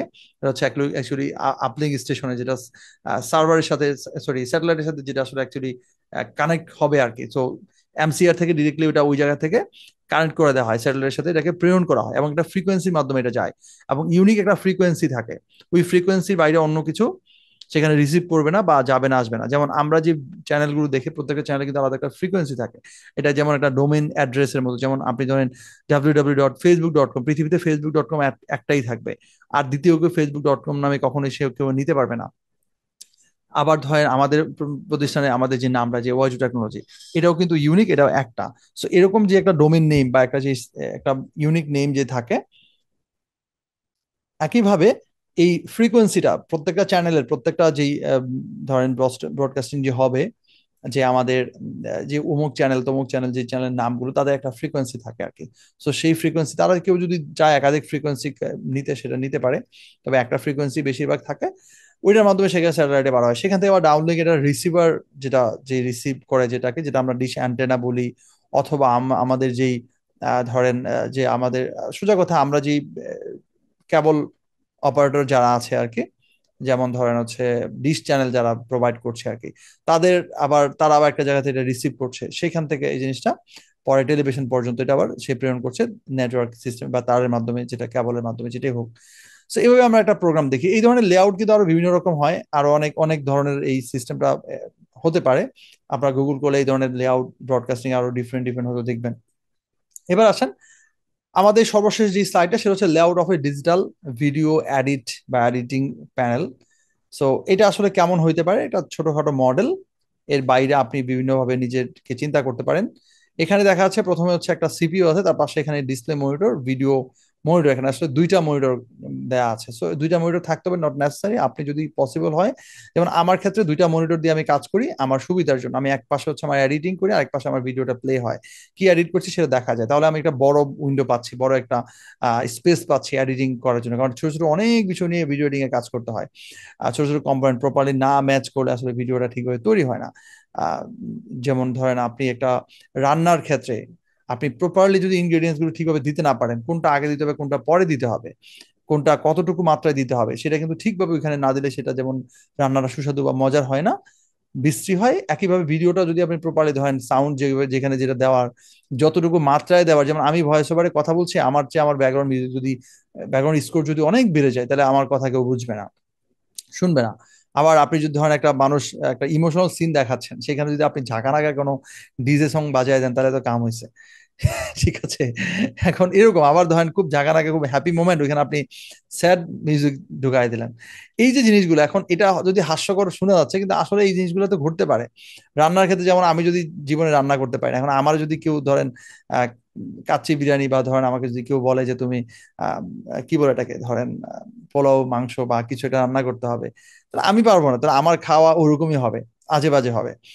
তো একইভাবে আসলে ভিডিও এডিটিং এর জন্য কিন্তু এই আমাদের সেট আপটাও খুব গুরুত্বপূর্ণ। যদি পসিবল হয় আপনি ডুয়াল মনিটর ইউজ করতে পারেন, বাট এটা নিয়ে আবার কেউ প্যানিক হবেন না। একটা মনিটর দিয়ে এমন বহু মানুষ ভালো ভালো কাজ করতেছে, কোনো সমস্যা নেই। একটা মনিটর দিয়ে আপনি দিব্যি কাজ করতে পারবেন, পসিবল হলে করবেন। এটা এটা ডিফারেন্ট জিনিস, এটা কারো পসিবল হইতে পারে, নাও হইতে পারে। আচ্ছা, এরপর দুইটা স্পিকার, এটা খুব গুরুত্বপূর্ণ। দুইটা স্পিকারই খুব গুরুত্বপূর্ণ, কারণ আপনার সাউন্ড যেটা আপনি ডিজাইন করছেন, ওই সাউন্ডটা প্রপারলি যদি স্টেরিও সাউন্ড হয়, তাহলে সেটার জন্য দুইটা স্পিকারের জন্য ঠিকভাবে ফিল আসে। আপনি যেন বুঝতে পারেন এটা আপনার দুই জায়গায়, দুই কানের দুই পাশে থাকতে হবে, মাথার দুই পাশে, আপনি মাঝখানে থাকবেন। সো এই দুইটা স্পিকার খুব গুরুত্বপূর্ণ, যাদের নাই সেটা নিতে পারেন। এরপর যেখানে ভিডিও আছে, যেটা ভিডিও টাইপ রেকর্ডার, এটা আসলে খুব দরকার নেই, এটা এক সময় ছিল, এগুলো এখন নাই। এরপর সেখানে মেমোরি কার্ড লাগবে বা প্যান ড্রাইভ লাগবে। মেমোরি কার্ড দরকার হবে, যেমন ধরেন আপনি ক্যামেরা দিয়ে ভিডিও করলেন, সেটা আপনি মেমোরি কার্ডের মাধ্যমে এটা আপনার পিসিতে নিয়ে আসলেন, অথবা এখন এইচডিএমআই কেবলের মাধ্যমে আনা যায়। এটা আনা যায় হচ্ছে ওয়্যারলেস সিস্টেমে, আনা যায় হচ্ছে ওটিজি কেবলের মাধ্যমে, আনা যায় হচ্ছে আপনার টাইপ সি অথবা হচ্ছে ইউএসবি কেবলের মাধ্যমে। সো যে কোনো ভাবে হোক, আপনার এটাকে সোজা কথা, আপনি যা ভিডিও করছেন, যা আপনি বানাচ্ছেন, যা আপনি তৈরি মানে রেকর্ড করলেন, এই সমস্ত জিনিসগুলো পিসিতে আনার জন্য যেই ওয়েগুলো দরকার দরকার সেগুলো আপনার এখানে আনতে হবে। সো এই হচ্ছে একটা লেআউট ডিজিটাল ভিডিও প্ল্যাটফর্মের জন্য বা ভিডিও এডিটিং এর জন্য যেই জিনিসটা দরকার হবে হয়, সেই ধরনের একটা বিষয় আসলে এখানে আমরা দেখার চেষ্টা করলাম। সো আসলে আমি একটা বেসিক ক্লাস হিসেবে কিছু ফান্ডামেন্টাল জিনিস নিয়ে আসলে এখানে আলোচনা করার চেষ্টা করলাম। এখানে আসলে আমি অনেক বেশি আলোচনা করতে পারি নাই, যেহেতু আমাদের ক্লাসটা 1 ঘন্টার জায়গায় এখন 2 ঘন্টা চলতেছে, আর আমাদের এটা প্রথম ক্লাস। সো এগুলো নিয়ে জাস্ট একটা সংক্ষিপ্ত আকারে ছোট ছোট ভাবে আমরা একটু জানার চেষ্টা করলাম, বুঝার চেষ্টা করলাম। ইনশাল্লাহ আমরা অনেক ডিপে যাব, আমাদের যে মেইন কোর্সে আমরা যখন যাব, তখন আমরা অনেক ডিটেইলে যাব, অনেক অনেক অনেক বিস্তারিত আমরা শেখার চেষ্টা হয়তো সেখানে করবো আর কি। আমাদের এখানে গ্রিন স্ক্রিন থাকবে, আমাদের এখানে ধরেন হচ্ছে ক্লোন করা থাকবে, আমাদের এখানে সাউন্ড এডিটিং এর জন্য যতগুলো বিষয় আছে সেগুলো থাকবে। তারপরে আমরা স্ক্রিপ্ট রাইটিং থেকে শুরু করে সেটা স্ক্রিন প্লে কিভাবে করতে হয়, এই সমস্ত বিষয় নিয়ে আমি শেষ করতে পারবো না, কারণ আমাদের 20টার মতো ক্লাস হবে।